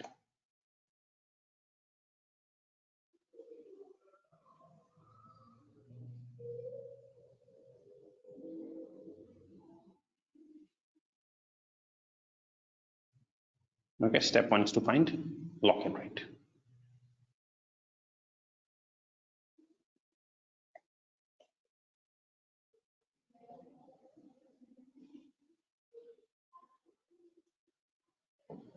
So step 1 is to find lock-in rate. Now, how will you find lock-in rates and average rate? Okay, you are given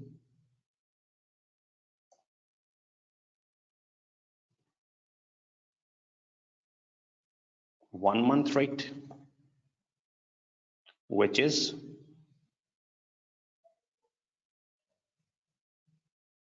in futures you are given 1-month rate, which is 0.8638.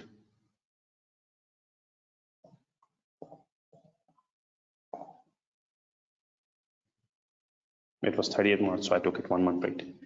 And you are given 4-month rate. So what is the 4-month rate? 0.8656. Correct?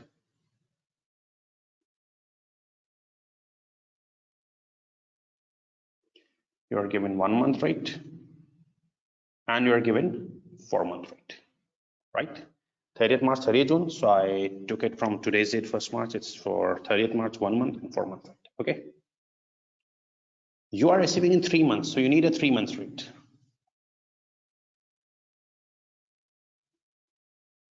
Remember, you are receiving in 3 months, so you need a 3-month rate, which is not given. Which is not given. You are given rate for 1 month, you are given rate for 4 months, you need a rate for 3 months, so you will apply the lock-in rate strategy. So 1-month rate is 0.8638 and 4-month rate is 0.8656. What is the trend? It's rising. Yeah, 0.8638, 0.8656. It's rising. By 0.0018. It's rising by 0.0018 in 3 months. 1-month rate is 0.8638, 4-month rate is 0.8656. It's showing a rising trend, 0.0018 in 3 months. Okay, so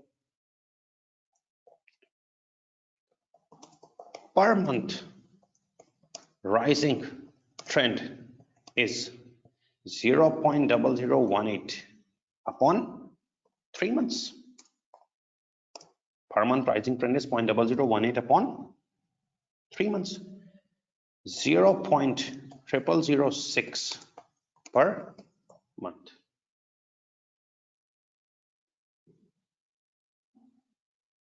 Correct? 1-month rate, 4-month rate is given. We need rate for 3 months. So you need to find a lock-in rate. So the trend is riding 0.0018 in 3 months. So it's 0.0006 per month. So how will you find the 3-month lock-in rate? See, the 1-month rate is 0.8638. This is the 1-month rate. Okay, 0.8638. It's rising by 0.0006 per month. So if you add 0.0006 one time, so from 1 month it will move to 2 months. And if it's increasing by 0.0006 per month, you need to add 0.000 6 another time. You start from 1 month rate and it's rising by 0.0006 per month. So add 0.0006, made it 2 months. Add one more time, 3 months. So the 3-month lock-in rate would be 0.865.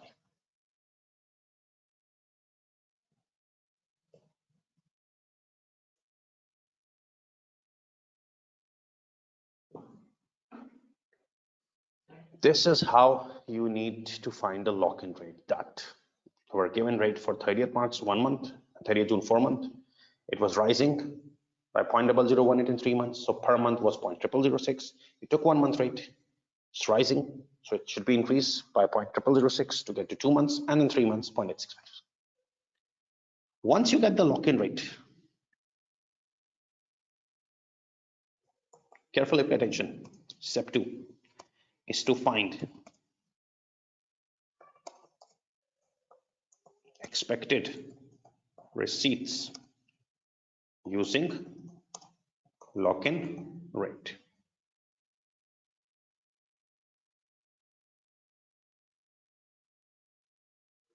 This is the second step. Once you find the lock-in rate, find expected receipts using this lock-in rate. So pay attention.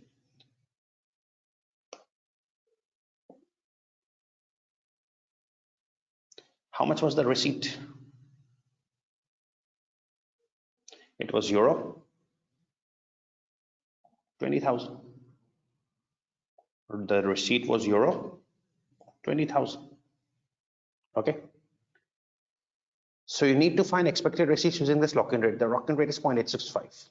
The lock-in rate is 0.865. So find expected receipts using this lock-in rate. So euro 20,000 is the receipt. You need to find expected receipts using the lock-in rate, and lock-in rate is 0.865. Will you multiply or divide? Now, if you go back to the question, in futures, see futures here. The quotation is euro per dollar. In the above technique, forward exchange contract, this was dollar per euro. But in futures, it's euro per dollar. Dollar is the local currency, that's a denominator. Dollar is the local currency, that's a denominator, so indirect. So you will divide euro 20,000 divided by lock-in rate 0.865. This will make it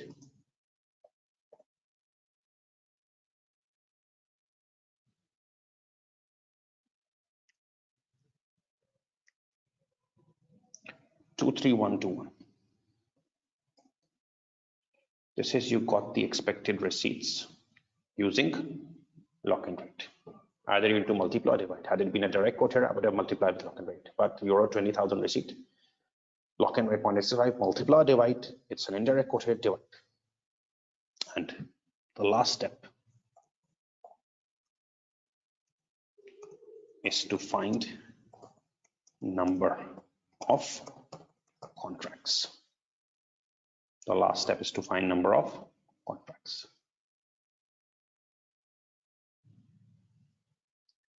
Okay. How much you are receiving? 23121. How much you are receiving? $23121. It's in thousands. And what is the contract size of futures? It's $125,000. So you are receiving $23121 and the contract size is $125,000. I'm taking $125 because I worked in thousand. How many contracts? If 23121 is the receipt and the contract size is 125, it's approximately 185 contracts. 184.97, it's approximately 185 contracts.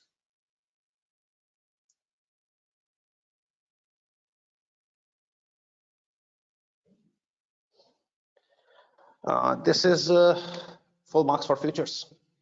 That fine lock-in rate, 3-month rate, no 3-month rate is given, 1 month, 4 months is given, rising trend by 0.0006 per month, took the 1-month rate and it increased by 0.0006 each month, 0.865. Receipts using this lock-in rate, 20 million is the receipt, multiply, divide, because it's in the record by the lock-in rate, and $23121 the receipts, 125 is the contract size, 185 contracts. We are done with futures as well. Okay, any questions you can ask, please. Then we will move towards the last technique.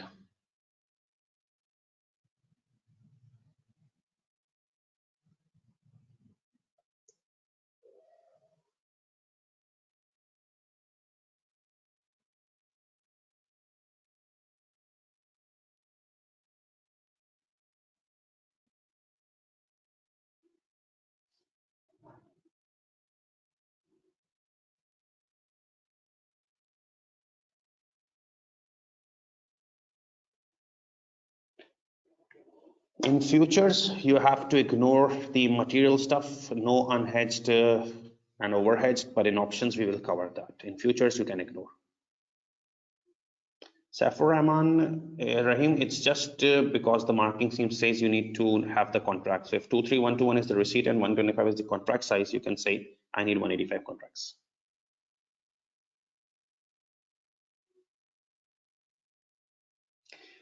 Tagi, because it carries marks. Yes, an as per basis approach, if applied correctly, should also give the same answer, but we don't follow basis approach here. It's not my strategy, but if you're comfortable with that, you can use that, no problem. Ali Akbar Iqbal, we have already discussed an example. If there is a decreasing trend, that's not a problem. It's falling by 0.0006 each month. So from 1 month rate, you need to go to 2 months, it's decreasing, deduct 0.0006 and then deduct 0.0006. We have already discussed that.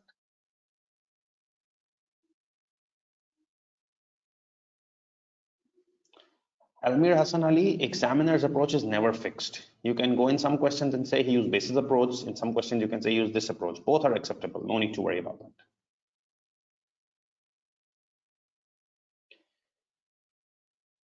There are two questions from Anjali Balan and oh, it's the same question, Anjali. If contract size was in euros. If the contract size was in euros, the number of contracts would be very easy. 20 million euros the receipt and the contract size is 125,000 euros. Euros and euros divide with the contracts. No need to convert. And as per, thank you for the feedback and you can master it. Just look at my September webinar day 2 as well. You will master it. Kritika, you can use the physical calculator. Yevante, underhedged, overhedged will be discussed in options. In futures, you can ignore. It's immaterial, doesn't carry any marks.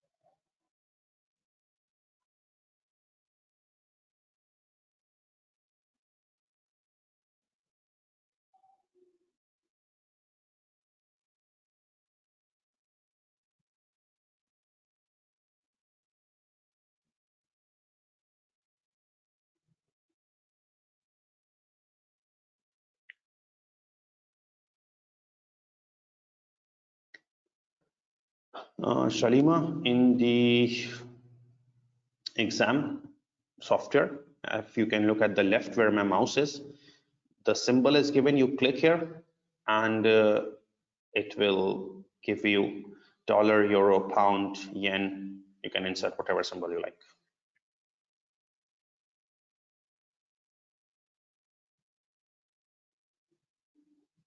Anita, you can ignore them in futures. We will cover it in options.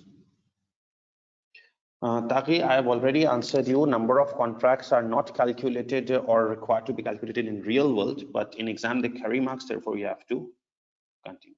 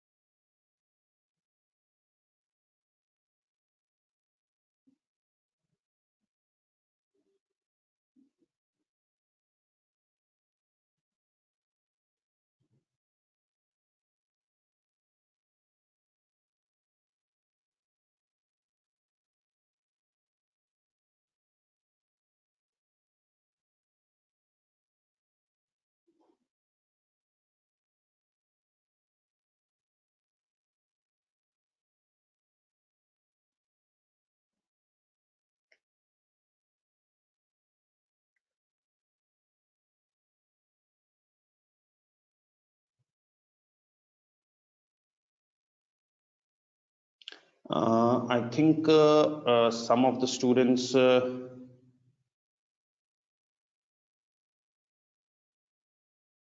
are not properly paying attention to the lecture, because I've answered this question already 3 times, that if the contract size would have been in euros, that would have been very easy.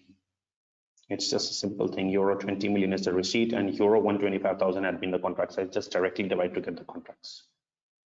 But it was in dollars, so we needed to convert it first into dollars and then divide. Adreto, you should wait for this question for the next 5 minutes. I will discuss it shortly. Satya, I've already answered this question 3 times.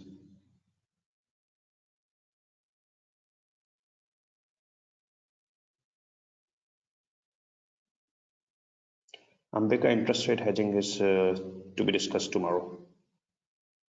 Yeah, gain or loss on futures is in interest rate hedging, not in currency hedging.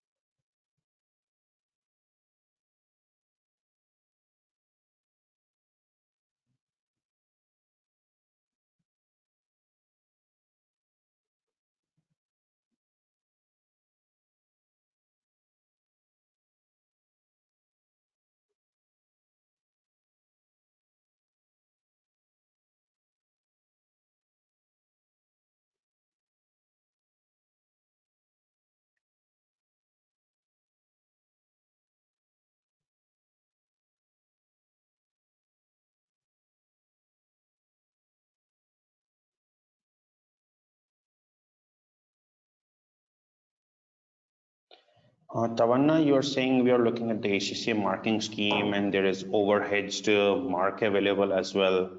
For specifically you, I have opened the solution from futures contract, and you can say that it's 23121 and it's 185 contracts, and it clearly mentions resulting in a very small overheads, therefore not material. Okay, I don't know which scheme you are referring to. Anyways,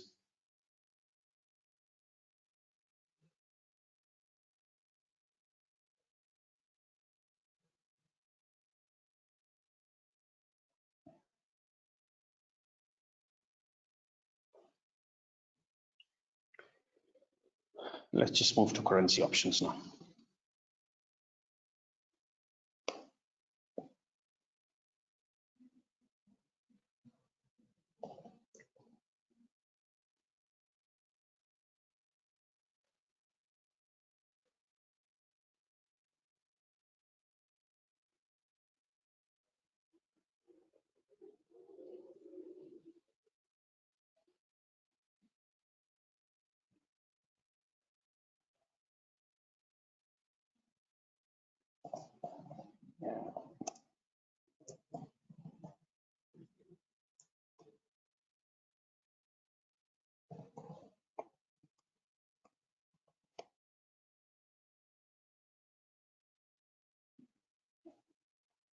I need you all to pay attention on this specifically, because this is the last technique and the most important one.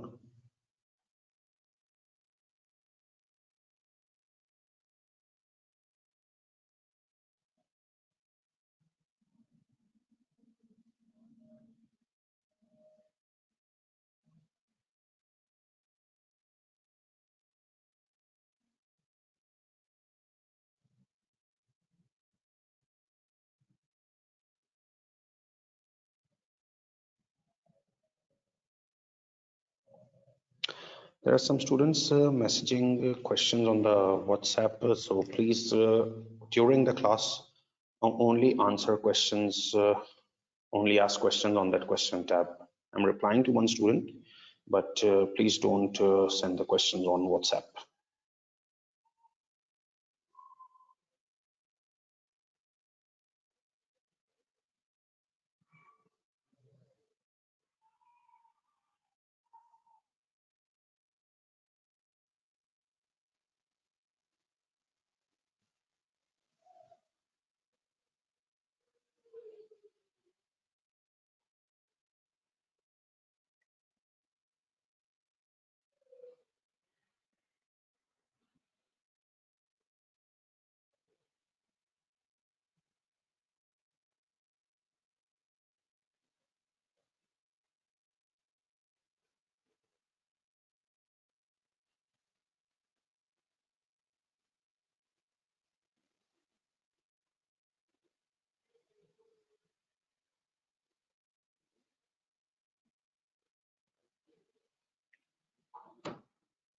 Okay.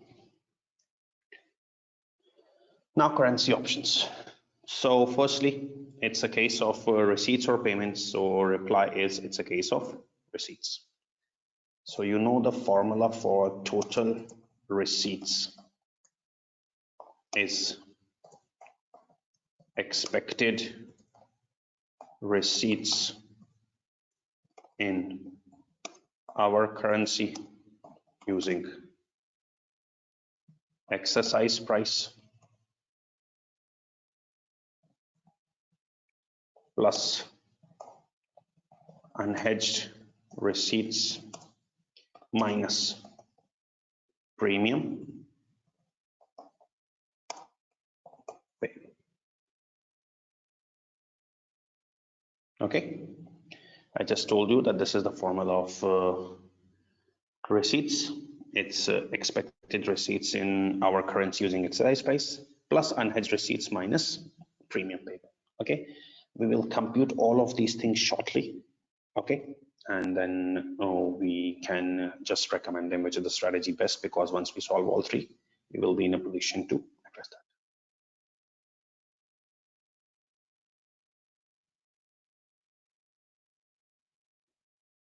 Mohammad Fazal, I have already shared the notes. MD Rizwan, I've already answered that it's an examiner requirement. No need to write the formulas. Okay, so we need to compute three things for this. Total receipts is equal to expected receipts plus unhedged minus premium pay. Okay. Now let's start with the first thing, that is expected receipts.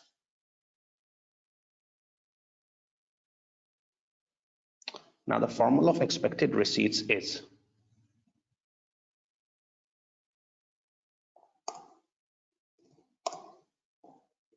as I told you, number of contracts multiplied by contract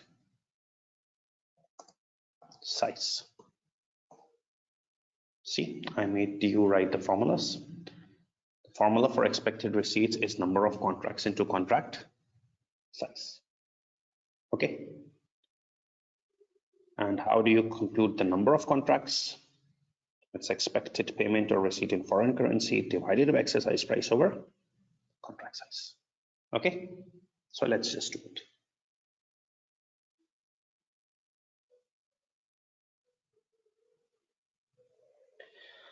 So expected receipts, the number one thing is number of contracts into contract size.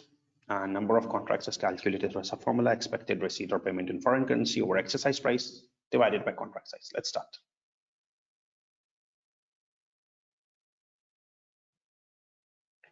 What is the exercise price? It's 0.86. As you can see in options, the exercise price is 0.86. So expected receipts in foreign currency for number of contracts. It's expected receipt in foreign currency.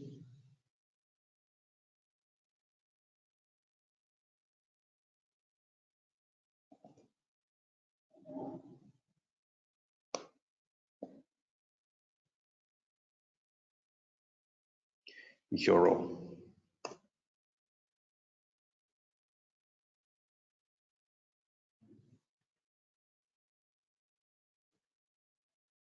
$20,000.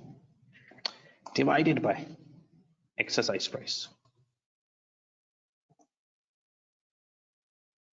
The exercise price is 0.86.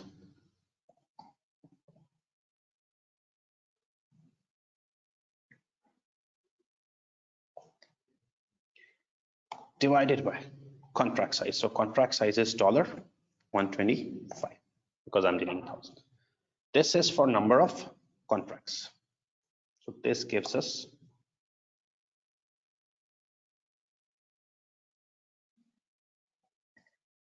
20,000 divided by 0.86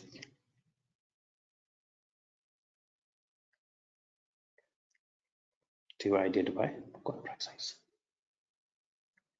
It's 186.04 contracts. No one is going to give you decimal contracts, so you can round it up or down, but my strategy is to down. Take 186 contracts. Okay. This was the subformula of number of contracts. I told you number of contracts is computed in this manner.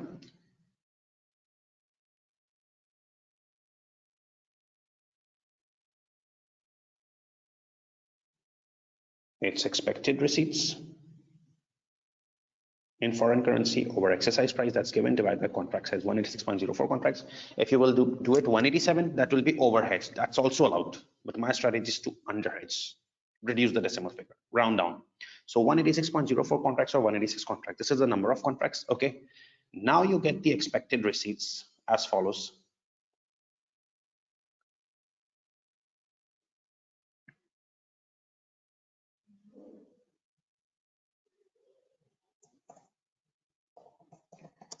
Expected receipts.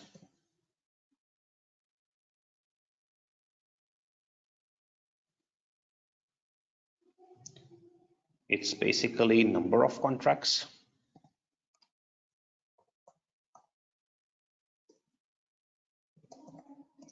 into contract size, which is $125.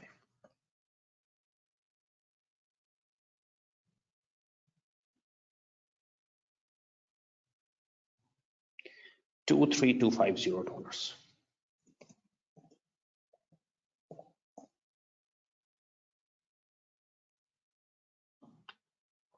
So this is the first thing I've calculated. Expected receipts is 23250. The formula of expected receipts was number of contracts into contract size. The formula for expected receipts was number of contracts into contract size. So number of contracts was expected receipts in foreign currency divided by exercise price divided by contract size. 186.04 contracts, you can round up. 187, that will become overhedged, but I advise you to make it down underhedged, 186 contracts, so that it remains underhedged. So expected receipts are 186 contracts multiplied by the contract size, that's 125, it's 23250. You got the expected receipts. Okay. Any questions in expected receipts?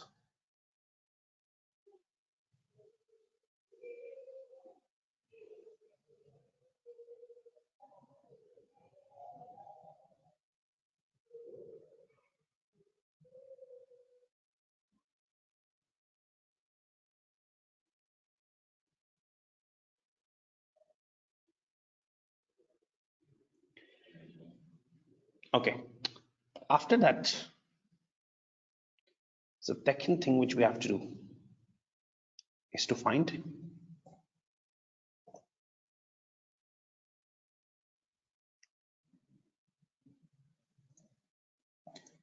unhedged receipts.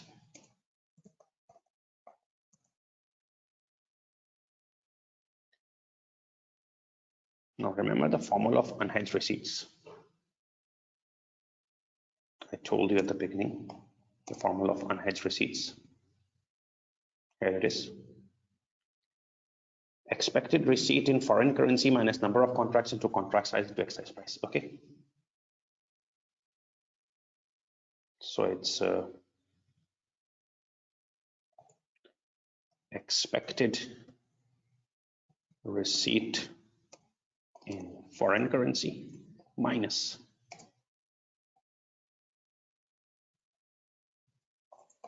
number of contracts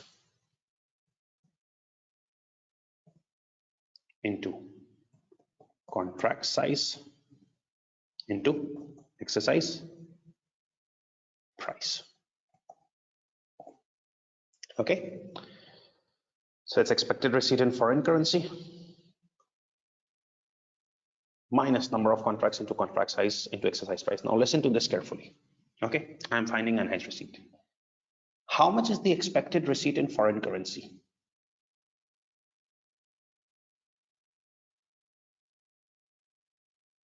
The expected receipt in foreign currency is euro 20,000 minus how many contracts did you take? 185 into what was the contract size? $125 multiply by what was the exercise price? 0.86, right? Your expected receipt was 20,000. Understand the concept of this formula. Your expected receipt was 20,000 euros, but you only took 185 contracts, having a contract size of 125 with an exercise price of 0.86. So you can see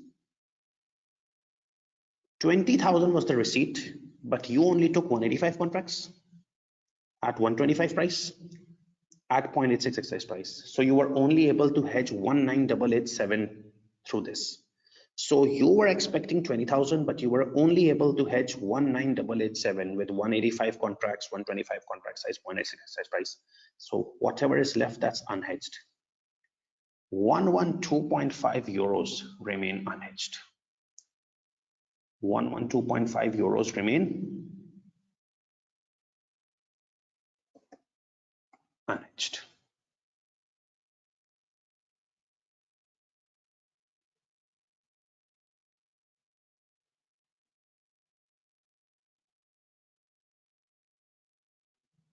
Right? You were receiving 20,000 euros, but you weren't able to hedge those 20,000 euros because you only took 186 contracts. I'm sorry.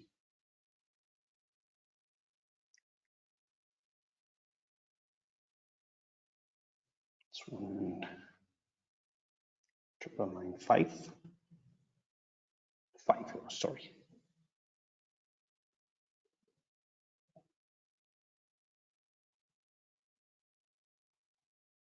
You weren't able to take full 186.04 contracts. You only took 186 contracts at 125 at 0.86.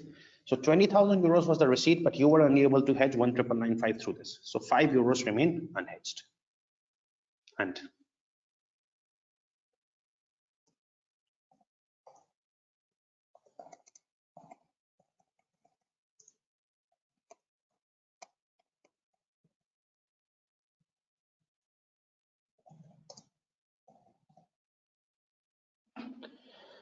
now, no technique is going to hedge this unhedged amount, 5 euros.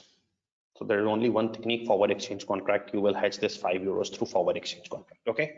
So 5 euros through forward exchange contract. 5 euros through forward exchange contract. 5 euros through forward exchange contract. In forward exchange contract, remember you use forward rates. In forward exchange contract, remember you use forward rates. So go to forward exchange contract. Which forward rates will you use? 3 months, obviously. The payment is after 3 months, so 3-month forward rate. So you will use 3-month forward rate, and it's a receipt. It's a direct quote in forward exchange contract. Remember, it's a direct quote in forward exchange contract. So you need to multiply.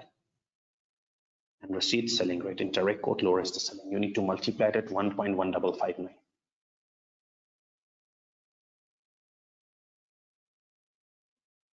Multiply by 1.1559. Exactly the same way you did in forward exchange contract. So 5 multiplied by 1.1559. It's 5.78.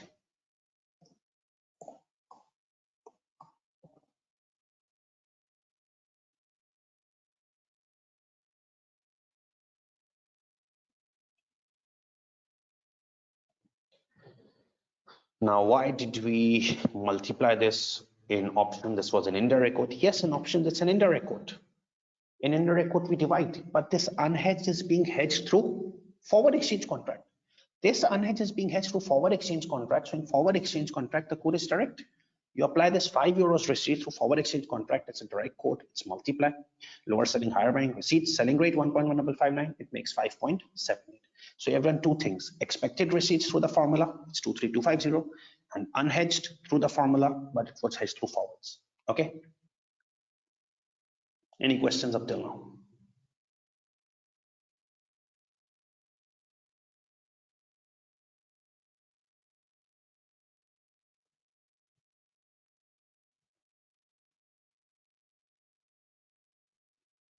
Yes, Julie, you can do that.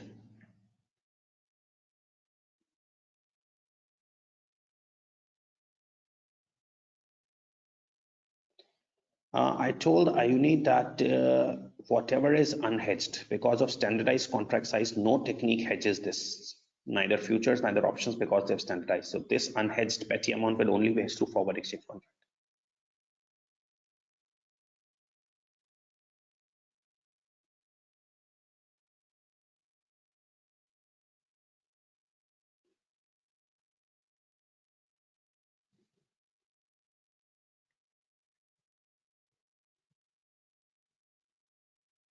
Yes, Alvin, if there are two exercise prices, you need to work for both. Kritika, I would advise you, you can just wait for 5 minutes. Let me complete the question. This question will be answered.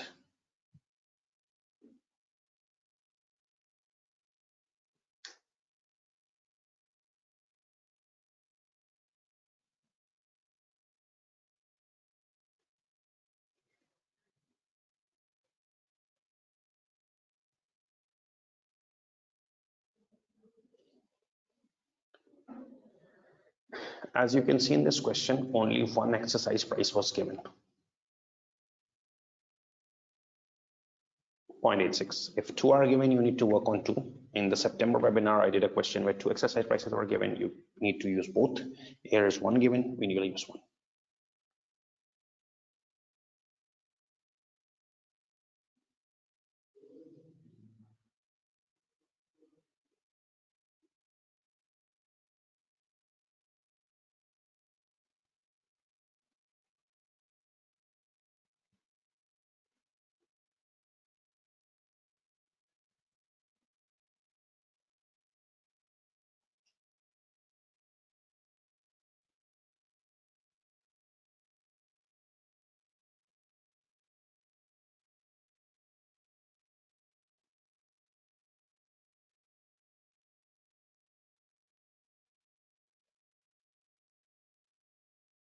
Alvin, you have to use the both exercise prices. Otherwise, you will lose marks.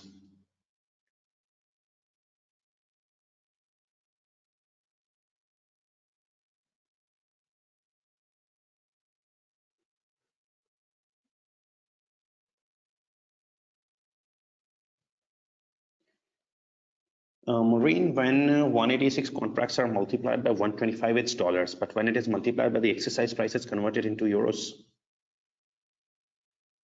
Because the exercise price is euro per dollar.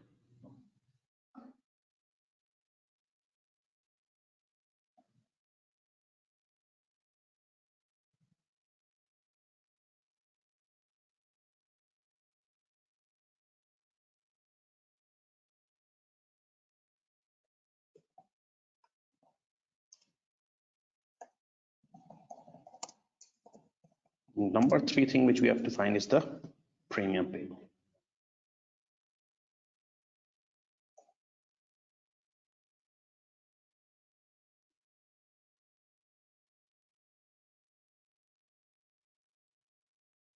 And we have already discussed the formula of premium payable is number of contracts into contract size into premium.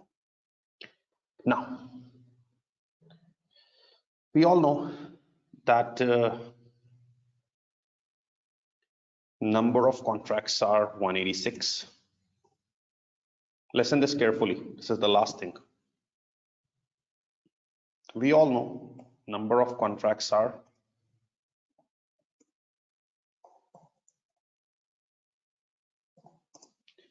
186 into contract size. We all know that contract size is 125. Premium. How to get the premium form? Now listen this thing carefully. This is very, very important. I need you all to stop doing any stuff and pay attention here.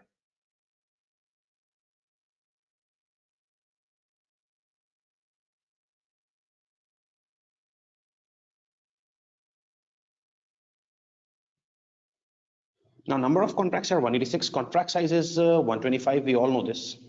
What is the premium? Now premium in options is this.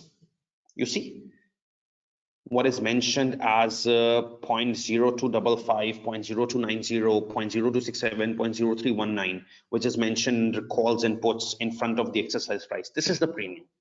This is the premium, which is mentioned as March premium, June premium, March premium, June premium in calls and puts. And I know that March, June means I've already told you 30th March, 30th June, or 1 month, 4 month, whatever. Okay, so premiums are given 1 month, 4 month, calls 1 month, 4 month, puts. Premiums are given in front of exercise. You're working on 0.86 exercise price. So for 0.86 exercise price, the premiums are given. But the biggest problem for students is that we cannot select all 4 premiums. Only one is relevant. Out of all these 4 premiums, only one is relevant. I have to take one premium amount. So which is the lucky premium which I just choose? Now listen carefully. How do you reach towards that one premium? Now listen carefully and see me, please. Watch me. Pay attention to me. Now, the first thing to reach towards the proper premium is that decide whether it's a call or a put. Decide whether it's a call or a put.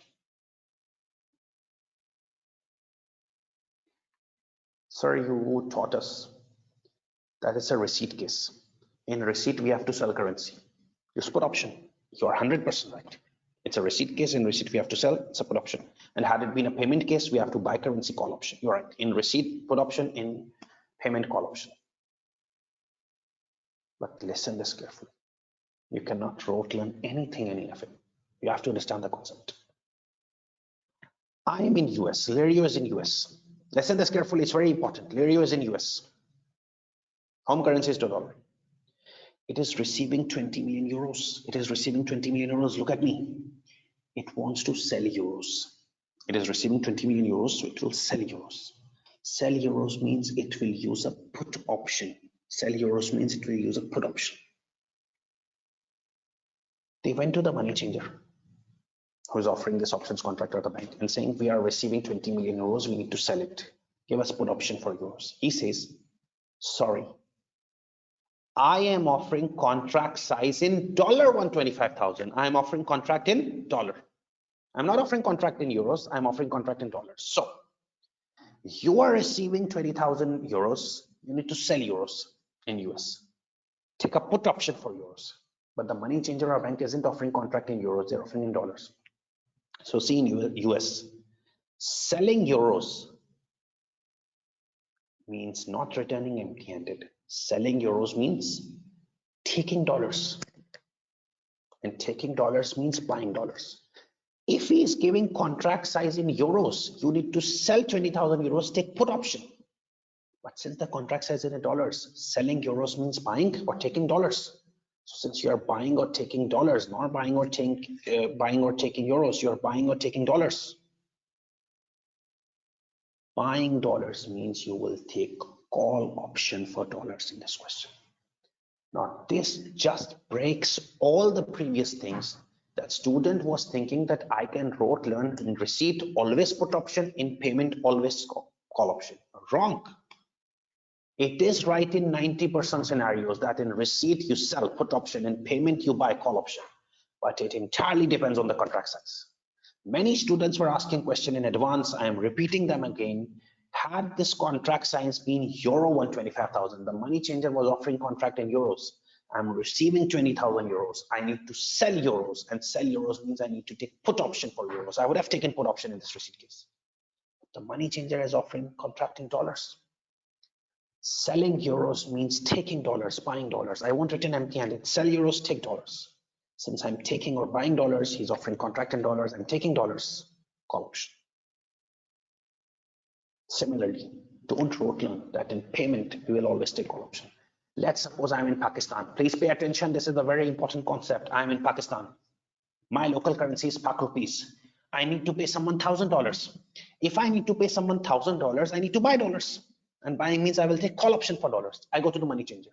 He's offering me contract in dollars. I need to pay $1,000. I need to buy dollars. He's offering contract in dollars. I will take call option because buying dollars. But let's suppose I have to pay $1,000 to someone. I need to buy dollars. I go to the money changer. He says, sorry, we are offering contract in PKR. So I won't say, okay, sorry. I would think that I need to buy dollars. Buying dollars means giving him something. Yes, PKR. If I will buy dollars, I'm giving PKR. I'm buying dollars, selling PKR. If he's offering contract in dollars, I'm buying dollars, take call option. If he's offering contract in PKR, I am not buying PKR, I'm giving, selling PKR. So even in payment case, if the contract size is in PKR, I'm selling PKR, I will take put option. Here I'm receiving 20 million euros. So you are absolutely right. That 20 million euros receipt, we need to sell dollars, we are receiving 20 million euros receipt. We will sell euros, take put option for euros, but the contract is not in euros. Else I would have sold euros, took put option. The contract size is in dollars. So I'm receiving euros, I'm selling euros. Selling euros means put option, but the contract is in dollars. So I'm selling euros, taking dollars. I'm taking dollars, selling euros. If the contract is in euros, take put option. The contract is in dollars, I'm taking dollars, take call option. So you will take call option, both put options get exited. I will take call option. Now call option has two premiums, 1 month, 4 month. I am receiving money in 3 months. So 1 month would get over. No lock-in rate here, that's only in futures. 1 month, 4 month call premiums are given. I will only take 4 month because I'm receiving after 3 months, 1 month would have expired. 4 month premium 0.0290 will be taken. So I take 0.0290 premium here. This will make it 186 into $125 into 0.0290. 674.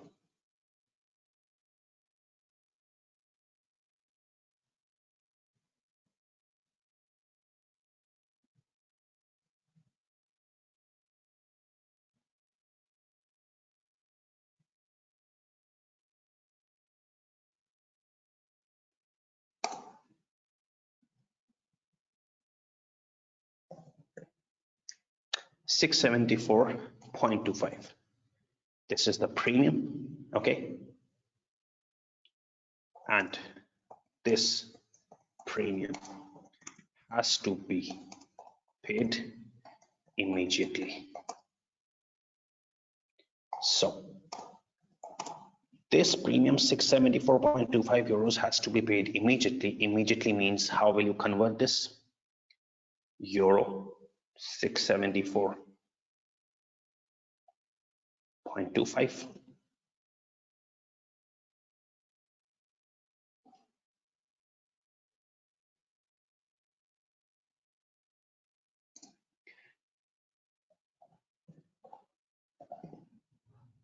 This premium has to be paid immediately.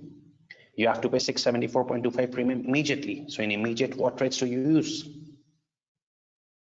In immediate, we use spot rates.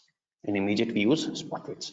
So you have to pay 674.25 premium immediately. Use spot rates. The spot rates have a direct quote, dollar per euro. It's multiplication. Lower is selling, higher is buying. Since premium has to be paid, 674 euros premium has to be paid. Okay. So since this premium has to be paid, I will use spot rate, and payment premium has to be paid. I will use the spot buying rate 1.1618.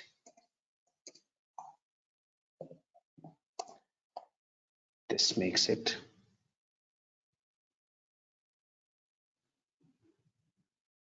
$783. So I'm done with everything, all three things. Now I can find this total receipts. That this total receipts is based on three things. This total receipt is based on three things: the expected receipts, which is $23250 number one, plus unhedged, that is $5.78, minus the premium payable, that's $783. So the final answer would be 23250 plus 5.78 minus 783, it's 22473. Now you have got all the techniques with you. The answer of all three techniques are with you. The answer for forwards was 23118. The answer for futures was 23121, and the answer for options is 22473 in receipt, which should be advised. Obviously, in receipt, the technique should be advised, which is giving highest. So futures, in my opinion, is giving the highest answer. We will opt for futures. Okay, this is advice. However, it shouldn't be like such small. You need to read the answer to understand how the examiner writes answer. But I have explained you in a very easy stepwise manner that how do you find expected receipts number one, then unhedged minus premium payable. The call and put only comes in premium. Receipt, remember, in receipt we have to sell put option, in payment call option, but it depends on contract size. I'm receiving euros, I need to sell euros, take put option for euros, but selling euros means taking. Since I'm taking dollars, selling euros means taking dollars, and he's offering in dollars. Taking dollars means call option. Any questions you can ask, and I would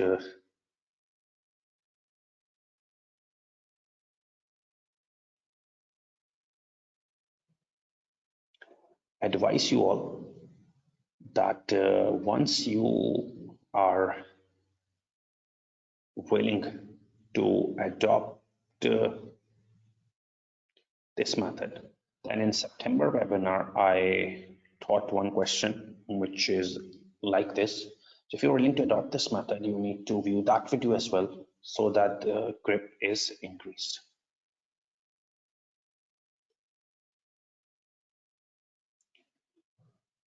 Ambika, we used the 4-month rate because 1 month period would have expired. My payment or receipt was in 3 months, so I will be needing a 3-month rate. So 1 month and 4 month, and year one is 4 month. Jasmine, it's just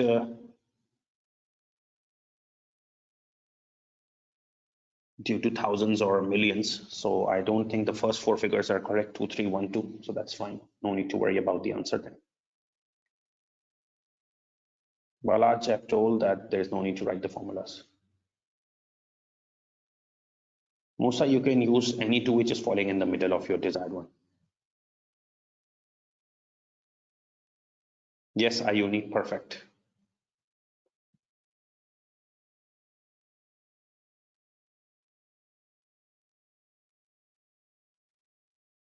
If you won't calculate unhedged portion in exams, Srindi, you will lose marks.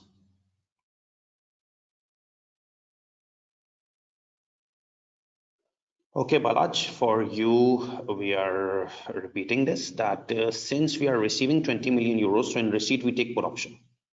But it depends on the contract size, which currency is offered. If I'm receiving euros, I will sell euros.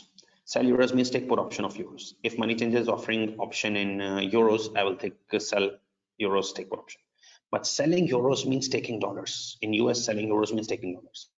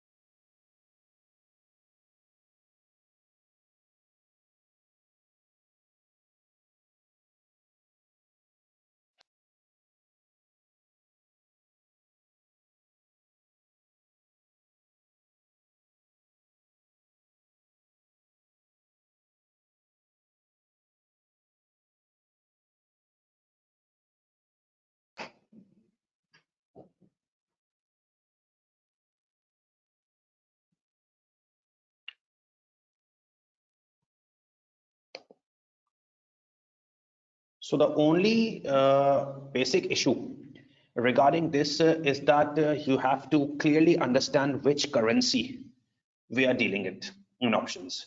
You cannot just randomly state that I will use call option in payments and I will use put option in receipts. It is 90% clear, but still you need to make sure that it entirely depends on the contract size.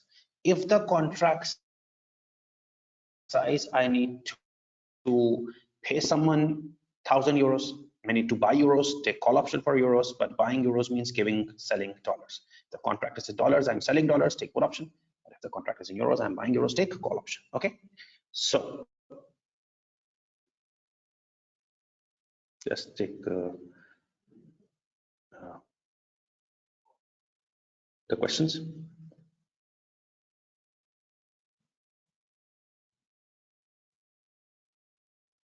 Satya, if there are 3 exercise prices, you have to solve all and then decide which one is the best one.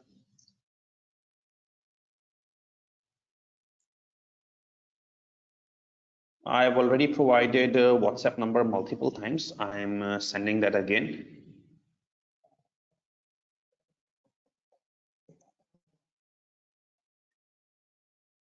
So this is the end of our today's session. If you have any questions, you can ask. And again, before leaving, would be grateful if you people give your feedbacks so that this helps us to improve the experience. Thank you. These are very easy methods, and I would strongly advise you to watch the September video of day 2 as well, so that you get crystal clear grip on this.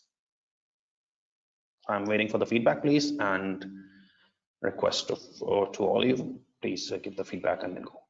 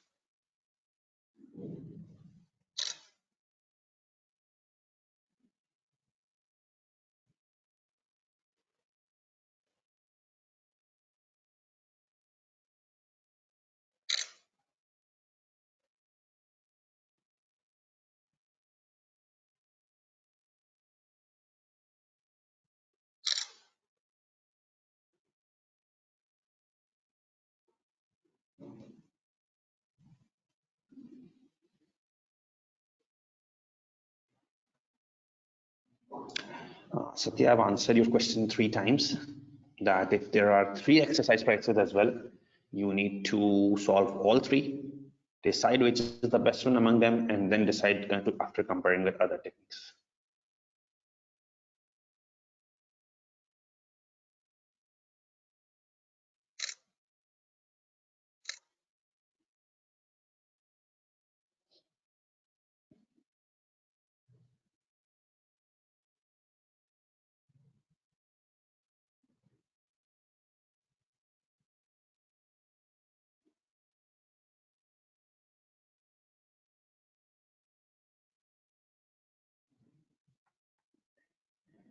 Waiting for the feedbacks, please.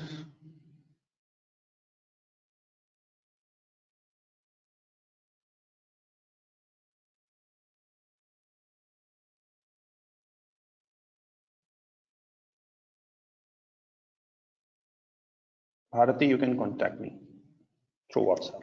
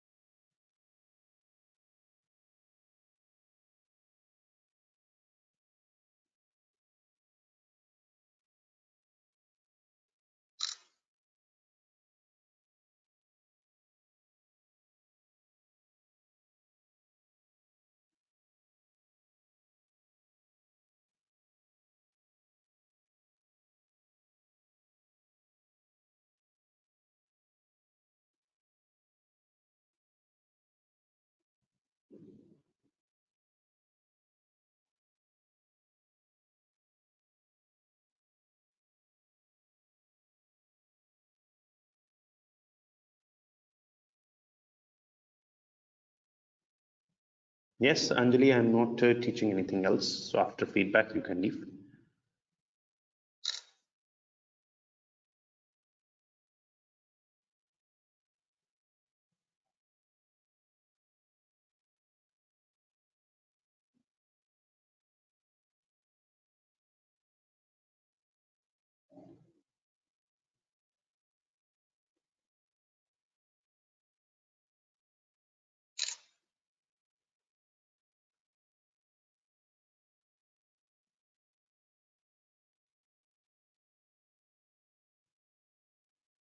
Ambika, after 35 minutes, you will be added, don't worry.